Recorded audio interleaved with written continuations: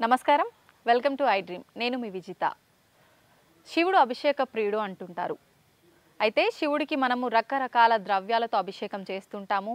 కానీ శివుడు ఒక చెంబెడు నీళ్లు భక్తితో పోసినా కూడా అనుగ్రహిస్తాడు, మనం కోరిన కోరికలు తీరుస్తాడు అని అంటుంటారు. కానీ ప్రస్తుతం మనతో పాటు ఉన్నారు శివరుద్ర సాధు గారు. వారేం చెప్తున్నారు అంటే, శివుడి తలపైనే గంగమ్మ కొలువై ఉన్నప్పుడు శివుడికి ప్రత్యేకించి అభిషేకం ఎందుకు అని చెప్తున్నారు. అసలు ఏంటి దీని వెనకాల ఆంతర్యం ఏంటి, ఇది నిజంగా ఎక్కడైనా శాస్త్రంలో రాసి ఉందా, ఇలాంటి మరిన్ని విషయాలు మీకు తెలియడం కోసం నేను ప్రస్తుతం ఇప్పుడు గురుగారితో ఉన్నాను. వారితో మాట్లాడి మరిన్ని విషయాలు తెలుసుకుందాం. నమస్కారం గురుగారు. నమస్కారం తల్లి. గురుగారు, ఇందాక మనం మాట్లాడుకున్నప్పుడు మీరు అన్నారు శివుడు అభిషేక ప్రియుడు కదా గురువుగారు అని. అంటే అభిషేక ప్రియుడు అని ఎవరు చెప్పారమ్మా నీకు అని అంటే జనరల్గా చెప్తుంటారు కదా గురువుగారు, పెద్దవాళ్ళు ఒక చెంబడి నీళ్ళు పోసినా శివుడికి అనుగ్రహిస్తాడు, మనం కోరిన కోరికలు తీరుస్తాడు, కష్టాల నుంచి తప్పిస్తాడు అని అంటుంటారు. అంటే మీరు అన్నారు ఆయన నెత్తిలోనే గంగమ్మ కొలువై ఉంది కదమ్మా, ఆయనకు ప్రత్యేకించి అభిషేకం ఎందుకు అని. ఏంటండి అసలు దాని వెనకాల ఆంతర్యం ఏంటి? చూడండి, మనము సృష్టి రహస్యాల విషయాలు మీరు అడుగుతున్నారు కాబట్టి అమ్మా, చాలా మంది చెప్పిన విషయాలు చెప్తే, ముల్లోకాధిపతి మహాముఖంటి అంటే ఆయన రుజువులు చేయబడిన దేవుడు. అంటే 3 కన్నులు, ఇప్పుడు నీకు నాకు 2 కన్నులే ఉండి 3వ కన్నుని కూడా చూడవచ్చు, అంటే 6th సెన్స్ అంటారు దాన్ని. కాకపోతే మనం రుజువు చేయలేము, నాకు 3వ కన్ను ఉంది నేను ఏదైనా చెప్పగలను అని. కానీ పరమాత్ముడు చెప్పగలడు కాబట్టి దానికి ఫస్ట్ ఎవిడెన్స్ అనమాట అది.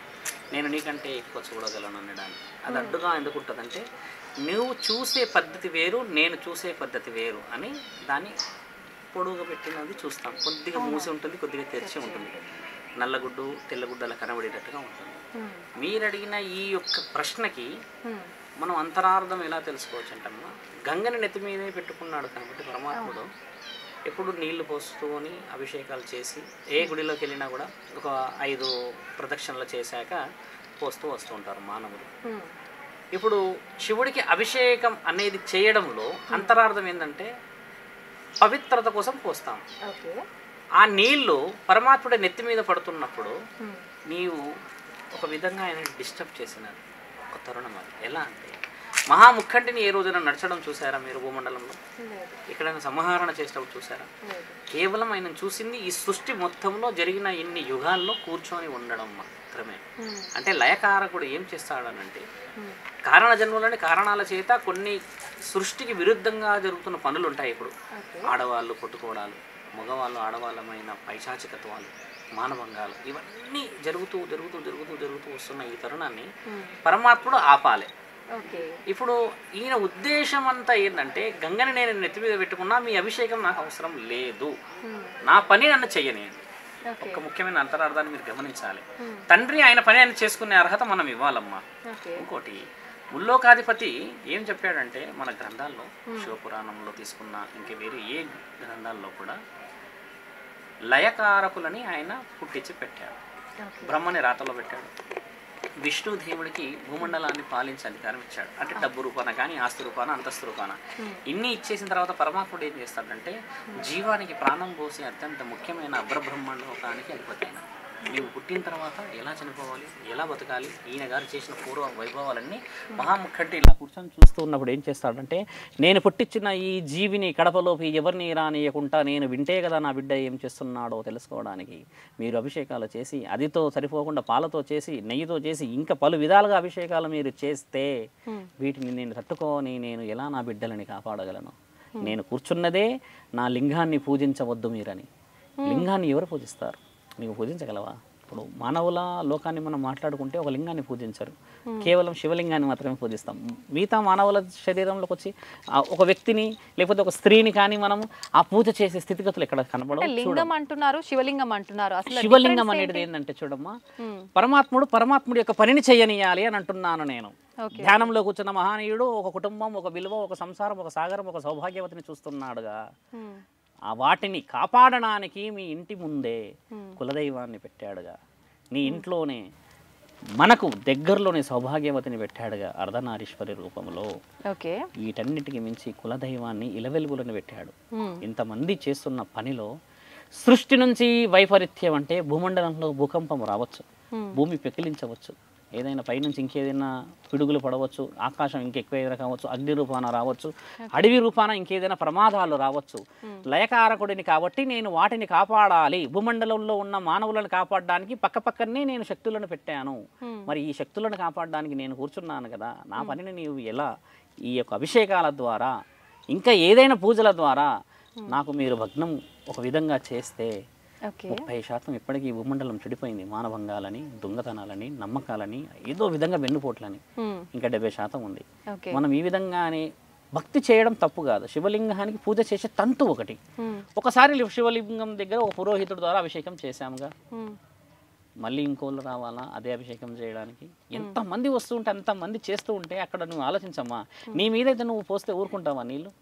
ఒక్కసారి నువ్వు ఆలోచించు. మామూలు పక్కనే ఒక మనిషి 10 నిమిషాలు నిలబడితే కొంచెం అటు ఎలవయా అంటావా? అలాంటిది మహాముక్కంటి ఒక ధ్యానంలో కూర్చున్నప్పుడు ఎన్నిసార్లు పోస్తావు నీవు గంగా నెత్తిలో? నేను పెట్టుకొని ఉన్నాను కదా గంగా అని చూపిస్తూనే ఉన్నాడు కదా రుజువు. ఆయన రుజువుని మనం ఏ విధంగా స్వీకరించాలి? పరమాత్ముడు ఎందుకు కూర్చున్నాడు లింగ రూపాన నీవు అడిగిన ఒక ప్రశ్నకి జవాబు ఏంటంటే, లింగ రూపాల్లో ఉన్నా కూడా నన్ను పూజించరు ఏమో, నేను సృష్టిని కాపాడే పనిలో ఉంటానేమో అని ఆయన గారి ఉద్దేశాన్ని శాసన గ్రంథాల్లో రాసిన దాన్ని చాలా సందర్భాల్లో చెప్పలేరు, కానీ పెకిలిచ్చి చూస్తే విషయం ఉన్నది. నేను అనేది ఏంటంటమ్మా, మహాముక్కంటి చేస్తున్న ఒక పరీక్ష చాలా బలమైనది. 4 జాతుల్లో మనం 4 రకాల లోకాలను చూసాం. కలియుగం ఒక లోకం, ద్వాపర యుగం చూసాం, తర్వాత త్రేతాయుగం చూసాం, దైవలోకానికి సంబంధించిన మొదటి యుగం చూసాం. మొదటి యుగం వచ్చి బంగారంతో ఉండే అమ్మ. అప్పుడు దేవతలే, ఇప్పుడు మీరు ఒక దేవత, నేను ఒక దేవత, మన ఇద్దరము దేవతలే, మనకు అవసరాలు లేవు. అప్పుడు ఆకలి లేదు, దప్పుకలు లేవు, ఏమీ లేవు. ఒక జీవితం అనేది సుఖంగా నడిచిపోయేది. వాహనాల్లో తిరగడాలు, రావడాలు, చేయడాలు, ఈ విధంగా ఉన్న ఒక తరుణం. తర్వాత వెండితో వచ్చిన ప్రపంచం వచ్చింది. అంటే కొంతమంది నమ్మి కొంతమంది నమ్మని స్థితికి వచ్చాము. ఆ తర్వాత వచ్చేసరికి మనుషులు ఎలా అయిపోయారంటే అమ్మ, ఇత్తడి అంటే కనబడని అంటే పైన పటారం లోన లోటారం అంటామా, దాన్ని ఏం చేశారంటే ఇత్తడి రంగు ఏంది బంగారం. అంటే కనబడేదంతా ఇప్పుడు ఒక విధంగా చూస్తే మనకంటే ముందు జీవితం ఎలాంటిదంటే అమ్మ, రాసుకొని పూసుకొని ఉన్న జీవితాలు అవి. అంతరార్థం లోపలికి వెళితే గెలిచేటివి. అంటే ప్రత్యక్షంగా వారు ఒక స్థితిగతులను అనుభవించారు ఈ 3 లోకాల్లో. ఈ 4వ లోకాన్ని ఇనుముతో పోల్చవచ్చు మనం. ఎలా పోల్చవచ్చు అనంటే, మానవులది పైశాచికత్వం, ఎదుటి వ్యక్తిని వెన్నుపోటు ఒక విషయం. రెండోది నమ్మినవాడు మోసం చేయడం మూడో విషయం. నిన్ను నమ్మి ఒక తండ్రి ఒక భార్య ఒక ఇల్లు కుటుంబం నుంచి ఒక ఆడపిల్లని 18వ సంవత్సరం అవంశుభం తెలియ అమాయకురాలని నీ చేతిలో పెడితే ఊరి స్తంభానికి ఎక్కిస్తావా నీ చేతులతో పెట్టడానికి? ఏ శాసనం చెప్పింది నిన్ను నమ్మి వచ్చిన ఒక ఆడదాని ప్రాణం తీయడానికి? బాల్యంతలు చనిపోతున్నారు. పుట్టిన 3 నెలల పిల్లని చెత్త కుప్పల పడేస్తున్నారు. ఎవడివి నీవు? ఒక శాస్త్ర గ్రంథాల్లో ఏమి రాసిందంటే, మానవుడిని మానవుడిలాగా చూసినప్పుడు అంతఃకరణ శుద్ధితో గెలిచినప్పుడే కదా నేను ఉన్నాను అని రుజువు చేయడానికి నా లింగ రూపాన్ని పెట్టాను అక్కడ. అందుకు నాకు అభిషేకాలు మీరు చేస్తున్నప్పుడల్లా జరుగుతున్న ఈ అనార్థాలని నేను ఎలా ఆపగలను? ఒక విష్ణుదేవుడు ఎక్కడైనా ప్రత్యక్షమై మాట్లాడిన సందర్భాలు చూసారా? భూమండలం మీద అత్యధికంగా మాట్లాడిన ముఖ్యమైన మహానీయుడు ముక్కంటి మాత్రమే. ఆయనే మాట్లాడతాడు, వచ్చి ఆయన్నే వరాలు ఇస్తాడు, ఆయన్నే వరానికి విరుగుడు ఇచ్చినవాడు కదా. ఆ మహాముఖ్యంటి అనేది ఒకటే అమ్మా, నీవు చేసేది అంతఃకరణ శుద్ధితో చేసితే నువ్వు ఒక చెంబుడు నీవు అన్నావు కదమ్మా, ఆ గంగని వచ్చి మొక్కుకొని విభూతి పెట్టినా నాకు ధర్మమే, నేను నా కార్యకలాపాలలో నిమ్మలంగా చేసుకోగలను. 100 సార్లు 100 మంది వచ్చి ఒకటే పూజ, ఒకటే విధానం, ఒకటే విధంగా అలంకరణ చేస్తూ ఉంటే మహాముఖ్యంటి విషయానికి మాట్లాడితే ఆయనని ఒక విధంగా మీరు డిస్టర్బ్ చేసినట్టే. ఎలా చేస్తాడు? ఒక సాధు లక్షణం ఏంటమ్మా, మనం ఇద్దరు మాట్లాడుకుంటే ధర్మాన్ని మనం మాట్లాడతాం. అమ్మ ధర్మం అంటే ఏంటి? ఫస్ట్ సౌభాగ్యవతిని కాపాడాలి అంటే భర్త బాగుండాలి, భార్య బాగుండాలి, పిల్లలు బాగుండాలి, ఇల్లు బాగుండాలి, అందరు కూర్చొని తినాలి. ఈ విషయాలు వదిలిపెట్టేసేసి విదేశాలకు వెళ్ళి లక్షలు సంపాదించి మధ్యమత్తులో నీవు ఎక్కడ ఉన్నావో తెలియని స్థితిగతిలో ఉన్న ఈ జీవితం ఏ విధంగా బాగుపడుతుంది అంటే మానవుడు ఏం చేస్తున్నాడు? నువ్వు ఆలోచించమ్మా.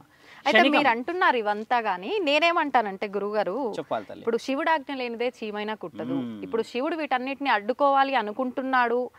మధ్యలో మీరు చేసే ఈ కార్యక్రమాలని ఆయనకి ఇబ్బంది అంటున్నారు. అసలు ఇవన్నీ జరగకుండా చూసే అంటే ఆయన చేతుల్లో ఉంది కదా, ఇవన్నీ ఎందుకు జరుగుతున్నాయి? చెప్తున్నాడు. ఎన్నో సందర్భాల్లో భూకంపాలు, అకాలంగా కరోనా వచ్చి ఎంతో మంది పోయారు. మరి హింట్ ఇస్తూనే ఉన్నాడుగా. మీకు వింటున్నామా? వింటలేముగా. అంతకుముందు 100 సంవత్సరాల క్రితం కలరా వచ్చి ఎందరో చనిపోయారు, కాలం చేశారు. నీకు తెలుసా అమ్మా, 17వ శతాబ్దంలో కేవలం పురుషులు మాత్రమే చనిపోయిన రాజ్యం అన్నది. కేవలం మగపిల్లలే చనిపోయారు ఒక వ్యాధి వచ్చి. ఆ వ్యాధి వల్ల కేవలం మగపిల్ల ఒక ఇంటి నుంచి, ఒక కుటుంబం నుంచి ఒక వ్యక్తి వెళ్ళిపోయేవాడు, అంతే చనిపోయేవాడు. ఆ స్థితిగతి ఎలా వచ్చిందనంటే, ఒక మానభంగం చేసేసి మగవాడినన్న తీరు మీసాలు మేలేసి నేను రాజునన్న గర్వం, అహం, ఇలాంటి అహాన్ని కుటుంబాలలో ఎవరికొకరికైతే బాధ ఉంటుంది కదా, 100 మందిలో ఒక తల్లి కన్నా ఆ మనోవేదన ఉంటుంది కదా బిడ్డకి జరిగిన విషయానికి. ఇప్పుడున్న ఈ ప్రస్తుత సొసైటీలో కూడా జరిగాయి కదా చాలా చాలా విషయాల్లో. ఒక కుటుంబం బాధపడిందో చూసాం, ఆ కుటుంబమే మనమైతే ఎంత బాధ అవుతుందని తెలిసిన రోజు ఇవాపచ్చు. అలా ఒక విషయం జరిగినప్పుడమ్మా భిక్షాటన చేయడానికి ఒక వీరుడు ముందుకు వచ్చి, మేము భిక్షాటన చేస్తాము, ఊరిలో ఉన్న మగవారిని చంపడం మీరు ఆపితే ఆ మహాముఖంటికి నేను ప్రత్యేకంగా వచ్చి అభిషేకాలు చేసి ఆయనకి కావాల్సిన విషయ వివరాలు నేను ఇస్తానని మొక్కి ఆయన 47 రోజులు ఈ భిక్షాటన అనేది మొదలైంది కూడా ఈ స్వాములది ఆ శతాబ్దం నుంచే. ఆయన గారు వెళ్ళేసి చేసి అన్ని పూజలు మెచ్చి చేస్తే ఆ తరుణాన్ని ఆపి ఈ ఆయుర్వేదిక వనమూలికల గ్రంథాలను తీసి శాస్త్రజ్ఞానాలు ఋషులు ఉంటారు కదా వాళ్ళందరూ ఇచ్చిన తర్వాత కాపాడబడ్డారు. మన చరిత్రలో రాసింది మీరు చూడండి, 300 సంవత్సరాల క్రితం కేవలం మగవాళ్ళు మాత్రమే చనిపోయిన ఒక తరుణం కూడా ఉంది మన దగ్గర. అంటే అంతటి హింట్లు పరమాత్ముడు ఇస్తున్నా కూడా మనం తప్పు మీద తప్పు చేస్తుంటాం. మనిషిని నమ్మలేనప్పుడు మరి పరమాత్ముని ఎలా నమ్ముతాడు? ఇప్పుడు నేను ఒక సాధువుని కాబట్టి కనబడుతున్నా, నీ పక్కనే శివుడే వచ్చాడు అనుకో మా త్రిశూలం పట్టుకొని, ఆయనను కూడా నువ్వు ఇంతగా చూస్తావే కానీ శివుడని నమ్ముతావా? ఎందుకంటే సొసైటీ 60-70 సంవత్సరాల నుంచే కొంచెం అన్ని విషయాల్లో చాలా ముందుకు వెళ్ళిపోయింది. దేవుడే లేడని గొడవపడుతున్న వాళ్ళు ఉన్నారు కదా. అలాగే నువ్వు అన్న విషయం ఏంటంటే పరమాత్ముడు ఎన్ని చెప్పుతున్నా నువ్వు తెలుసుకునే జ్ఞానం లేదు కదా నీ దగ్గర. మరి ఎలా చెప్తాడు? కరోనా వచ్చి లక్షలు పోయారా? కరోనా అనే పేరు పెట్టడం కంటే ముందు ఈ భూమండలంలో ఇప్పుడు చావులు లేవా? అదే వ్యాధితో చనిపోయిన ఉన్నారా?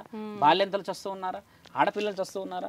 ఒక వయసులో యుక్త వయసులో ఉన్న ఒక యువకుడు కూడా చనిపోతున్నాడు ఉరి వేసుకున్న మందు తాగు యాక్సిడెంట్ వల్ల. అంటే ఇవన్నీ ఏ విధంగా మానవుడు క్షణిక నిర్ణయాలు తీసుకుంటున్నాడు అంటే కుటుంబ నేపథ్యంలో దెబ్బతినడానికి. ఎలా చెప్పినా అర్థం చేసుకోవట్లేడు, ఒక కారణం చేత అని చెప్పినా కూడా ఒకసారి సృష్టిని పెకిలించి మరీ చూపించాడు. ఇలాంటి విషయాలు మరి ఒక మానవతా దృక్పథంతో చూసడం వదిలిపెట్టేసేసి ఎవడికి రాసుకుంటే వాడు పోతాడులే అని అంటే అమ్మ మరి వచ్చే జనరేషన్స్కి ఏమి ఇస్తున్నట్టు? ఒక గుణపాఠం నీవు ఇవ్వాలంటే మరి ఆ గుణపాఠం ఏ విధంగా ఉండాలి? మంచి పాఠం అయి ఉండాలా? ఈ మనోవేదన పాఠం అయి ఉండాలా? మంచి పాఠం. ఇప్పుడు ఉన్నారా 15-16 సంవత్సరాలు ఉన్న యువతలు మన మాట వినేవాళ్ళు? లేదండి. ఎందుకు వినట్లేదంటే అమ్మ ఒక 30-40 సంవత్సరాల నుంచి వాళ్ళ ఓపికలు నశించిపోయాయి. ఆ ఓపికలు ఎలా వస్తాయి? మీరు అన్నారు కదా పరమాత్ముడు ఎలా ఆపుతాడు అని అంటే ఆయన ఎన్ని విధాలుగా ఆపినా మానవుడు అసలు ఎందుకు అనేది ఒక్క పురోహితుని అడిగారా? పరమాత్ముడు ఏమనుకుంటున్నాడు, దేవుడి విషయాలు చెప్పండి, హిందూ ధర్మంలో మనం పుట్టాము కదా అని ఒక 100 మంది పురోహితుల దగ్గరికి వెళ్తే ఏమన్నారమ్మా? అమ్మ ఒంటికి పసుపు రాసుకోండి, ఇంట్లో ఉన్న తులసి మొక్కల్ని పూజించండి, దైవ కార్యక్రమాలలో ఆయుర్వేదిక వనమూలికలు ఇంట్లోనే చేసుకోండి అని చెప్పిన వాళ్ళు కొంతమంది ఉన్నారు కదా. ఆ డిస్కషన్ వదిలిపెట్టేసి మనం వైద్య బుద్ధాన వైపే ఎక్కువ వెళ్ళిపోయాం. అంటే ఇప్పుడు మరి పరమాత్ముడు ఆ మార్గాన్ని ఇచ్చింది, మరి తెలుసుకోవాల్సిన జ్ఞానం అనేది మనకు ఉన్నదా లేదా? సృష్టిలో పరమాత్ముడు వచ్చి 30 దేవతల రూపాలను సృష్టించాడు. అంటే ఎక్కడ నుంచి ఇప్పుడు నీవు కూడా ఒక దేవత స్వరూపమే. నీ దగ్గర నుంచి విషయాలు నేను సేకరించాలి, నా దగ్గర నుంచి నువ్వు సేకరించాలి. ఇక్కడ అలా లేదు కదా, సొంత లాభమైన విషయాలు కదా. మరి పరమాత్ముడు వచ్చి ప్రత్యక్షంగా వచ్చి మాట్లాడే తరుణాలు 150 సంవత్సరాల క్రితమే వెళ్ళిపోయింది. మీరు ఒక మాట అన్నాడు, రుద్రాభిషేకం అన్నారు ఇందాక మన మాటల్లో కదా, ఆ రుద్రుడితోనే వెళ్ళిపోయింది మహాముఖంటి మాట్లాడే మాటలు. తర్వాత ఇంకా ఈ భూమండలంలో ఇంకా మానవుడికి కనబడిన తరుణాలే లేవు. దేవుడు ఎక్కడైనా కనబడ్డా మీరు ఈ పుట్టిన ఇన్ని రోజుల్లో? లేడు. మహాముఖంటి కనబడిన కాదు. ఏ దేవత ఎవరికి కనబడలేదు. కళలో కనబడ్డారు అంటారు, ఒక ముసలి రూపంలో కనబడ్డారు అంటారు, ఒక బాబా రూపంలో వచ్చారంటారు. చూడమ్మా, భూమండలం మీద మానవులు చేసుకున్న ఆ తప్పిదాలని చెప్పి చెప్పి చెప్పి చెప్పి చెప్పి పరమాత్ముడు వెనక్కి జరిగి కూర్చుండిపోయాడు అక్కడ. ఇక నేనే ఆపుతా, నేనే చేస్తా.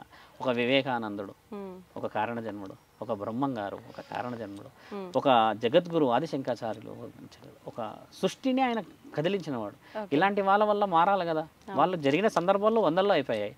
ఇప్పుడు ఎవరి ద్వారా కావాలి అంటున్నా నేను. ఇప్పుడు అది ఎప్పుడు నీవు మారితే, నీ వాళ్ళు ఇంకోళ్ళు మారితే, ఇంకోళ్ళు మారితేనే కదా పరమాత్ముని మనం చాలా ప్రశాంతంగా చేరిన వాళ్ళం అవుతాము. పుట్టించుకున్నవాడు ఎలా చంపుతాడు గురువుగాడు, మరి ఆ విధంగా ఎందుకు జరుగుతుంది గురువుగారు అన్న మీ ప్రశ్నకి జవాబు ఏంటంటే, నీ పక్కన జరుగుతున్న వైపరీత్యంలో న్యాయం ధర్మం అనేది నువ్వు చూడకపోతే మనకెందుకులే అని అంటే మరి పరమాత్ముడి పని ఎక్కడ ఉంది? మరి ఆయన పని చేయనియట్లేము కదా మనం. ఇప్పుడు గుడికి ఎందుకు వెళ్తామమ్మా? వచ్చావు రాగానే సాయిబాబా దగ్గరికి వెళ్తే నాకు మంచి అనిపించింది, ఇప్పుడు పూజించాను అన్నావు కదా, ఎందుకు వెళ్ళావు? మరి నమ్మకం లేనిది. ఆ నమ్మకం మరి నువ్వు సొసైటీలోకి పోగానే ఎందుకు రావట్లేదు? ఒక గుడిలోనే ఎందుకు వస్తుంది? ఒకప్పుడు ఏంటంటే ఒక వ్యక్తితో మాట్లాడినా, ఒక వ్యక్తితో మా ఏదైనా స్వీకరించినా కూడా అవతల వ్యక్తి నుంచి నమ్మకం మావాడు మా ఇల్లు అని చూసేవాళ్ళం. కాబట్టి పరమాత్ముడి ఆజ్ఞ బాగా నడిచేది. ఇక్కడ అలా లేదు, ఫోన్పే జీపే.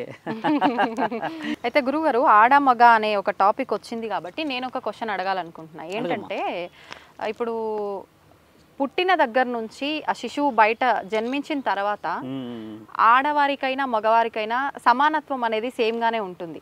కానీ పెళ్ళైన తర్వాత చూసుకుంటే మగవారి విషయంలో ఒక రకంగా ఉంటుంది, ఆడవారి విషయంలో ఇంకొక రకంగా ఉంటుంది. ఆడవారి విషయమే తీసుకుంటే భర్త చనిపోయిన తర్వాత మనకు బొట్టు, పువ్వులు, గాజులు అన్ని తీసేసి విధవం చేసేస్తుంటారు. అది మనకు ముందు నుంచి పుట్టుకతో వచ్చిన ఆ విలువలని మనం ఎందుకు భర్త చనిపోగానే అవన్నిటినీ ఆడవారికి దూరం చేస్తున్నారు? ఇదంతా ఏ శాస్త్రంలో ఉంది? మంచిది, ధర్మ ప్రశ్న అడిగిన దానికి.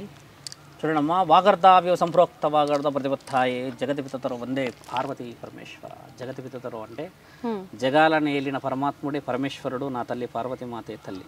కాబట్టి మీరు అడిగిన ఈ ప్రశ్నకి జవాబు ఏంటంటే అమ్మా, ఒక స్త్రీ ఒక భూమండలానికి వచ్చిన తర్వాత, అంటే ఒక బిడ్డలాగా జన్మించి కూతురులాగా ఉండి ఒక భార్య వచ్చాక అన్ని విలువలను పంచుకునేది ఒక భర్తతోని. శరీరం నుంచి మొదలు పెడితే మనస్సు, అంతఃకరణ శుద్ధి ఆయనకే మొత్తం సమర్పించేస్తుంది. పసుపు రాసుకుంటుంది, బొట్టు పెట్టుకుంటుంది, నుదుటిన బొట్టు పెట్టుకొని నెత్తిలో పువ్వులు పెట్టుకుంటుంది, అంగరంగ వైభవంగా అలంకరించుకుంటూ ఉంటుంది. ఈ విలువలు వేరు సమాజంలో.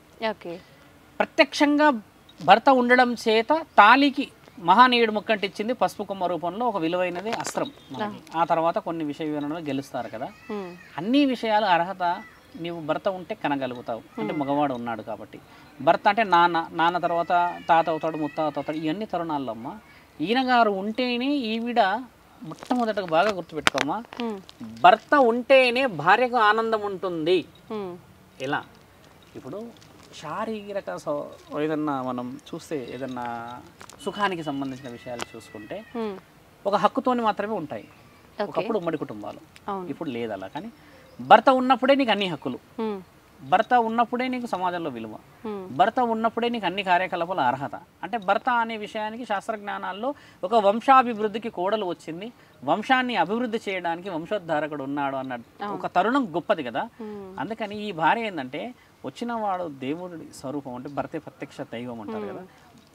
ఈ దైవం అనే ఒక ప్రత్యక్షణ విషయంలో అమ్మ, భర్త కూలిపోయిన తర్వాత ఈ ఆడపిల్ల ఇష్టంగా తీసేస్తుంది, తీయట్లేరు. బాగా బాగా బాగా ఆలోచన చేయండి.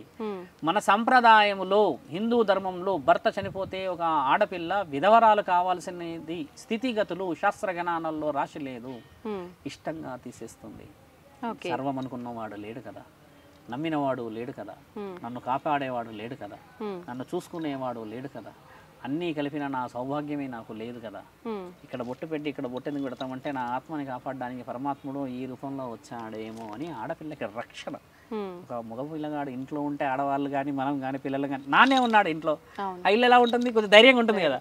ఉదాహరణకు నాన్న ఊరికి పోయాడంటే మనం కొద్దిగా డోర్లు వేసుకోవడమా, గేటు తాళం వేసుకోవడమా, కుక్కనుంటే కుక్కని దగ్గర వదలడం, ఇది చేస్తామంటే రక్షణ కవచం అని ఆలోచించాలి. అలాంటి వ్యక్తి పోవడం చేత స్త్రీ స్వతహాగా తీసేస్తుంది తల్లి, అది ఇష్టంగా తీసేస్తుంది.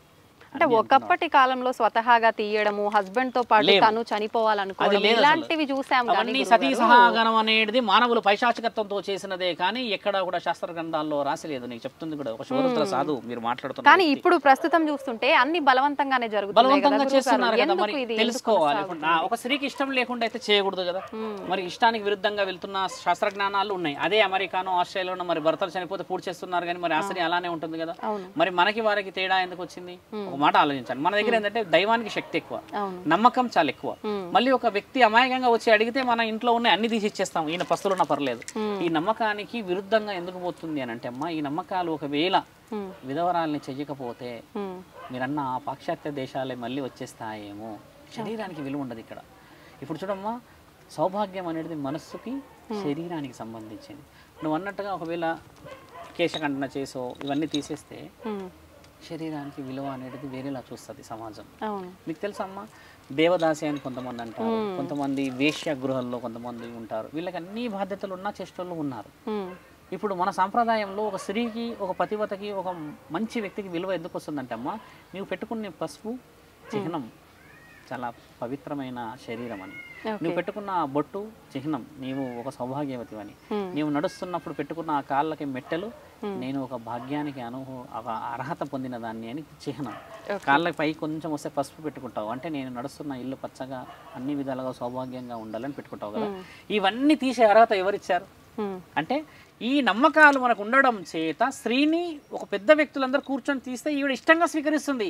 అదే ఆవిడ మీరంతా ఎవరు నాకు వద్దు అని అంటే ఎవరు వీళ్ళంతా స్వీకరించేది? నేను అదే చెప్తున్నాను, మనస్సుని గెలవాలి, శరీరం మీ నుంచి తీసేస్తావు తల్లి నువ్వన్నీ. ఈ మనసులో మీకు తెలుసా అమ్మా, ఒకసారి పెళ్ళైన తర్వాత విడాకులు చట్టపరంగా వచ్చిన వాళ్ళిద్దరు భార్యాభర్తలే, ముత్తైదు వాయినం తీసుకునే అర్హత గలదు ఆ స్త్రీ. బాగా గుర్తుపెట్టుకోమ్మా, గుణము గల్ల స్త్రీ ఎప్పటికైనా గుణవంతురాలే. భర్తలు ఉన్నా ఎవరితో ఇంకేదైనా సంబంధాలు పెట్టుకొని ఇట్లా కొన్ని సందర్భాలు చూస్తాం కదా, అలాంటి వాళ్ళ మొహం చూడడం కంటే ముండమోసి గుణంతో ఉన్న స్త్రీ మొహం చూడడం మహాపుణ్యం. మీరు బాగా గుర్తుపెట్టుకోండి నా మాట. గుణవంతురాలు మొహం చూసిన వాడే నిజంగా గుణవంతుడవుతాడు. ముండ మోసినదైనా పర్లేదు, అటువైపు కూడా మనిషే. గుణం లేకుండా నీ శరీరానికి, నీ వాంఛలకి, లేకపోతే ఇంకేదైనా కార్యకలాపాలకి ఏదైనా చేయవచ్చు. వారు చాడీలు చెప్పడం, వేరే వారిని తక్కువ అంచనా వేయడం, అబద్ధాలు చెప్పడాలు, ఇలాంటి ఎన్నో చేస్తూ ఉంటారు, స్త్రీలు ఉంటారు కదా. అలాంటి వారిని నువ్వు చూడడం అది అసలు తరుణం లేదు. అశుభం అంటే ధర్మానికి అశుద్ధం అంతే. అదిగా ఎలా చూస్తావు నీ చెప్పు? నేనే ఒక సాధువును కాబట్టి స్వామి అన్నారు, నన్ను మొక్కారు మీరు. నేను ఇలా కూర్చొని మద్యం సేవిస్తే నా దగ్గరికి రాగలవా, మాట్లాడగలవా? ఏందయ్యా నువ్వు హిందూ సంప్రదాయం అంత గొప్పది, త్రిశూలం పట్టుకొని చేసేది ఇలాంటివి అని అంటావు కదా. కాబట్టి మన సంప్రదాయంలో అమ్మ చాలా గొప్పనైన ఒక ముఖ్యమైన విషయం అంటే పతివ్రత లక్షణం అనేది మనిషి యొక్క శరీరం నుంచి మనస్సుని గెలిచినప్పుడు అవతల వ్యక్తికి కూడా శాంతి కనబడినప్పుడే జరుగుతాయి. అంతేకాని నువ్వు పైనంతా ఏ విధంగా చేసుకున్నా అలంకరణ పెట్టి చేసే పనులను చూస్తే నీకు గుణం రాదు. ఇప్పటికి కూడా మన ఇంట్లో ఏమంటారు, అమ్మమోహం చూసుకో అంటారు, నాన్నమోహం చూసుకో అంటారు. లేదా ఇంకెవరైనా మన ఇంట్లో వీధిలో కానీ ఎవరైనా మంచి వాళ్ళు పూజలు బాగా చేసేవాళ్ళు అంటే అక్కమోహం చూసుకో అని అంటారు. ఇవి ఎలా వచ్చాయి మరి? ఒక మాట ఆలోచించారు అంటే గుణానికే కదా విలువ వచ్చేది, శరీరానికి విలువ రాదు తల్లి. మీరు చెప్పిన వాడు చాలా ఇష్టంగా మీకు చెప్తుంది ఏంటంటే గుణం గల స్త్రీకి విలువ ఈ సమాజంలో ఎప్పటికైనా మరో జన్మకైనా ఉంటుంది. గుణం లేని స్త్రీ, పురుషుడికి కూడా ఇది వర్తిస్తుంది, స్త్రీకి కాదు. పురుషుడు కూడా పరస్త్రీ వ్యామోహంలో తిరిగేవాడు, భార్యని వదిలిపెట్టిన వాడికి కూడా ఈ అర్హత ఇద్దరికి ఒకలా ఉంటుంది. అంతేకాని స్త్రీని ఇక్కడ పోషిస్తలేను నేను, స్త్రీ విషయాన్ని నేను చెప్తలేను ఇక్కడ. ఒక స్త్రీ గుణవంతురాలు అయినప్పుడు ఇల్లంతా గుణంగా ఉంటుంది, పురుషుడు గుణవంతుడు అయినప్పుడు వంశమంతా గుణంగా ఉంటుంది. పురుషుడు నేను ఏది పడితే అది చేస్తానంటే మరి ఆడ తప్పు చేయాలంటే కడపకు కూడా తెలియదు కదా, చేయవచ్చుగా. మగవాడే ఎందుకు చేయాలి అంటే ఇంకా ఆడపిల్లలు అమాయకంగానే ఉన్నారు అని ఈ భూమండలానికి ధర్మం అనేది ఎందుకు ఆగింది? మీరు అన్నారు కదా అసలు లింగ రూపాల పూజిస్తున్నది పరమాత్ముడికి ఎందుకు పోస్తున్నారు అభిషేకాలు అనేది? మనం పోస్తున్నాయి, ఇంకా స్వీకరిస్తూనే ఉన్నాడమ్మా పరమాత్ముడు. అందుకే నిన్ను కాపాడాడు, నన్ను ఇంకా కాపాడుతున్నాడు. కాబట్టి ఇంకా ఈ లోకంలో కరోనా ఇంకా ఏదో పక్కనే ఉన్నాయి పెద్ద పెద్ద ఆయుధాలు చావడానికి, అయినా బ్రతుకున్నామంటే ఎక్కడో ఒక మాతృమూర్తులు, ఎక్కడో ఒక పురుషుడు కలియుగంగా చేసిన వ్యక్తుల యొక్క పుణ్యఫలం అది. నీవు అడిగిన ఈ ప్రశ్నలన్నీ చాలా చాలా వాల్యూడ్ ప్రశ్నలమ్మా.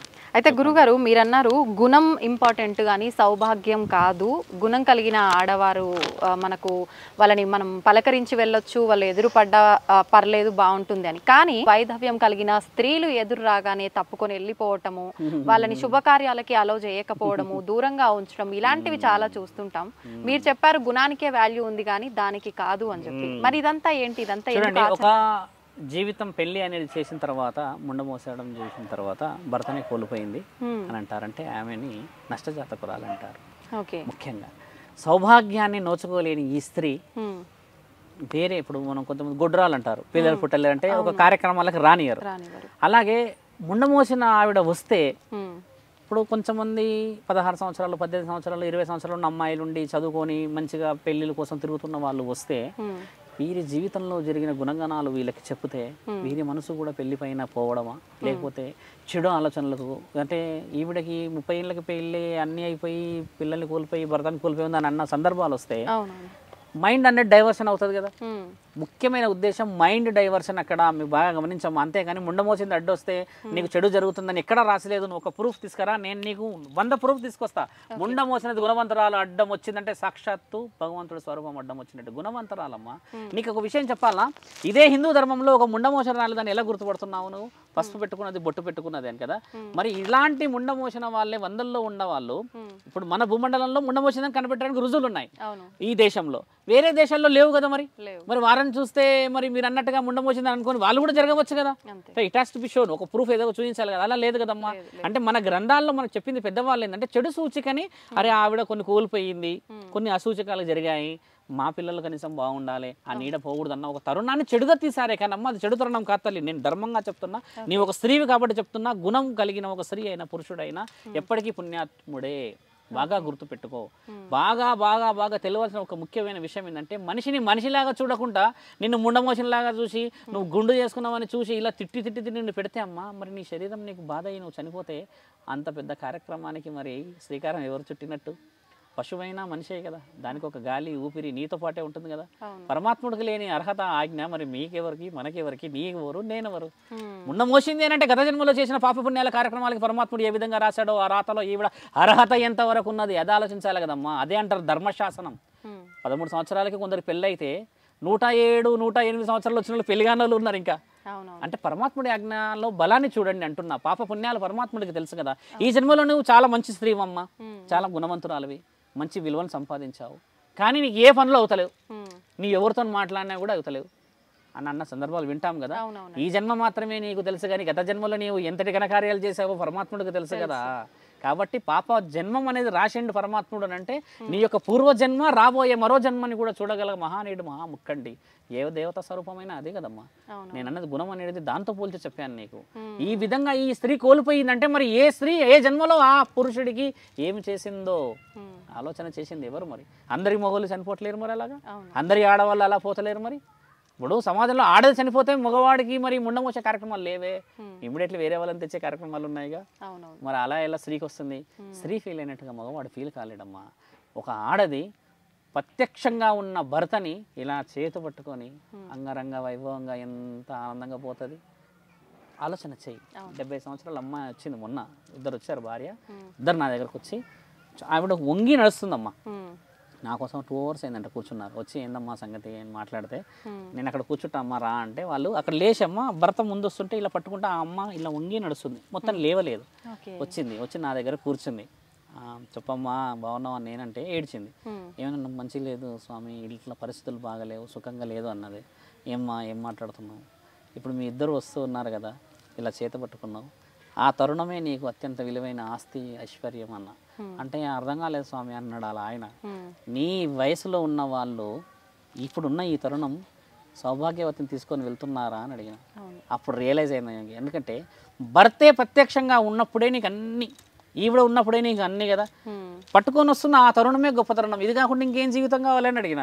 70 సంవత్సరాల్లో నేను భోజనం నిండుగా పెట్టినా నువ్వు తినలేవు కదా అని అడిగితే చాలాసేపు రియలైజ్ అయ్యి ఒక 1/2 hour 45 minutes మాట్లాడిపోయింది. అంటే మన సంప్రదాయం అంత గొప్పది అంటున్నా తల్లి. తోడు నీడ అనేది అది విలువ.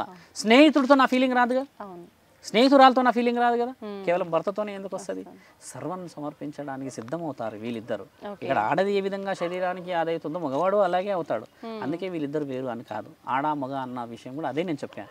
ఒక స్త్రీ ఏ మోసపోతుంది అనుకోవడం చాలా తప్పు. ఎందుకంటే శరీర అవరోధాల వల్ల పరమాత్ముడు ఇచ్చిన ఆజ్ఞ వేరు, మగవాడి యొక్క శరీర అవరోధాల వల్ల ఆ ఆజ్ఞ వేరు. కాబట్టి ఈ విషయ వివరణలు లోతుగా పోయి తెలుసుకుంటామా. ఇద్దరు ఒకటే అనేది నీకు నేను చెప్తున్నాను. అర్ధనారీశ్వరి తత్వం అనేది అదే నేను చెప్తే. గురుగారు అర్ధనారీశ్వరి తత్వం ఇద్దరు ఒకటే, భర్త భార్య ఒక్కటే. మనకు శివుడు పార్వతి ఏ రకంగా సగభాగంగా ఉండిపోయారు అలాగే అని మీరు అంటున్నారు. నేనేమంటున్నా అంటే మరి వాళ్ళిద్దరూ సగభాగంగా ఉండి శరీరం ఒక్కటే అయినప్పుడు ఆడవారి నెలసరి విషయంలో మాత్రం వాళ్ళని అంటరాని వాళ్ళలాగా పక్కన పెట్టడం చూడటం ఎందుకని? చూడమ్మా, మా ముచ్చటైన ప్రశ్న మీరు అడిగారు. చూడండి, ఇప్పుడు శాస్త్ర గ్రంథాలు పక్కన పెడదాం, మనం శివుడిని కూడా పక్కన పెడదాం, అసలు అవసరమే లేదు. ఒక స్త్రీ ఒక పురుషుడు, అంతకు ముందుకు ఏమున్నది ఒక ఆత్మే.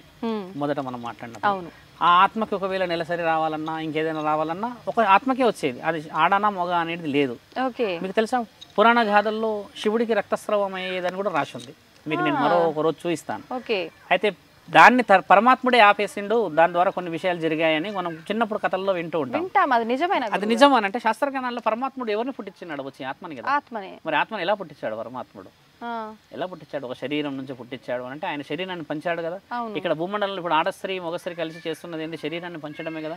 అంటే పరమాత్ముడికి నెలసరి ఉన్నదని అర్థమే కదా అది. కాబట్టి ఏంటంటే ఆత్మని పుట్టించాడంటే మరి ఆత్మని ఎలా పుట్టిస్తాడు? ఆయన ఒక శక్తి ద్వారా పెడుతున్నాడు. ఇప్పుడు వినాయకుడు ఉన్నాడు, ఆయన ఒక శక్తి.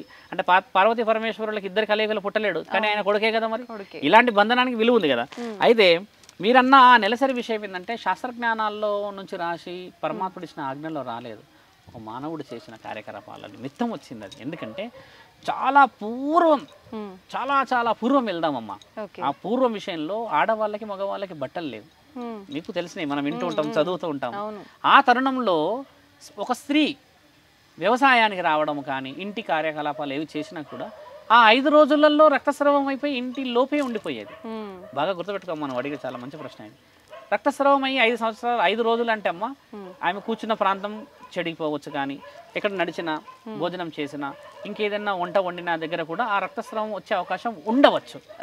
అంటే అది ఒక విధంగా చెడు రక్తం అనే అంటాం. అండాలు ఉత్పత్తి అయిన తరుణాన్ని ఈ బ్లీడ్ అంటూ ఉంటాం.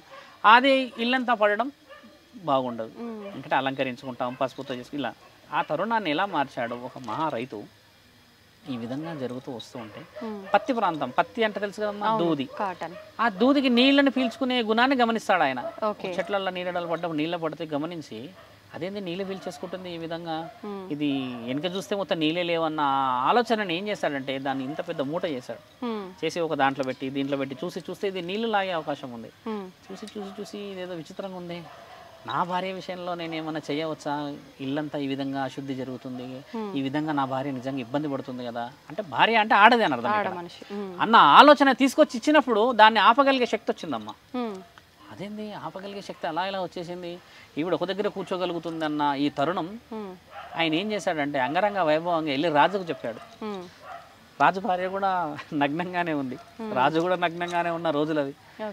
ఏంటయ్యా నువ్వు అన్నది నిజమేనా, ఏ విధంగా పోవాలి, ఈ విధంగా అంటే తీసుకొచ్చి చూసేసి ప్రయోగం చేస్తే ప్రయోగం సక్సెస్ అయ్యారు వాళ్ళు. 5 రోజులు ఆపగలిగారు. ఒక రక్తస్రావం అనేది శరీరం నుంచి వచ్చి ఒక వస్తువు నుంచి ఇంకా అది పోవాల్సిన ప్లేస్కి వెళ్ళిపోవాల్సింది కింద పడే స్థితిగతులు లేకుండే రోజుల్లో దాన్ని ఈ విషయాన్ని ఏం చేశారంటే ఇక్కడ స్థితిగతులు నాపడానికి పెట్టింది. శరీరం అంతా దాచుకుంటే ఎలా ఉంటుంది, ఒక స్త్రీ అయిన పురుషుడైన అన్న దాన్ని పెకిలిచి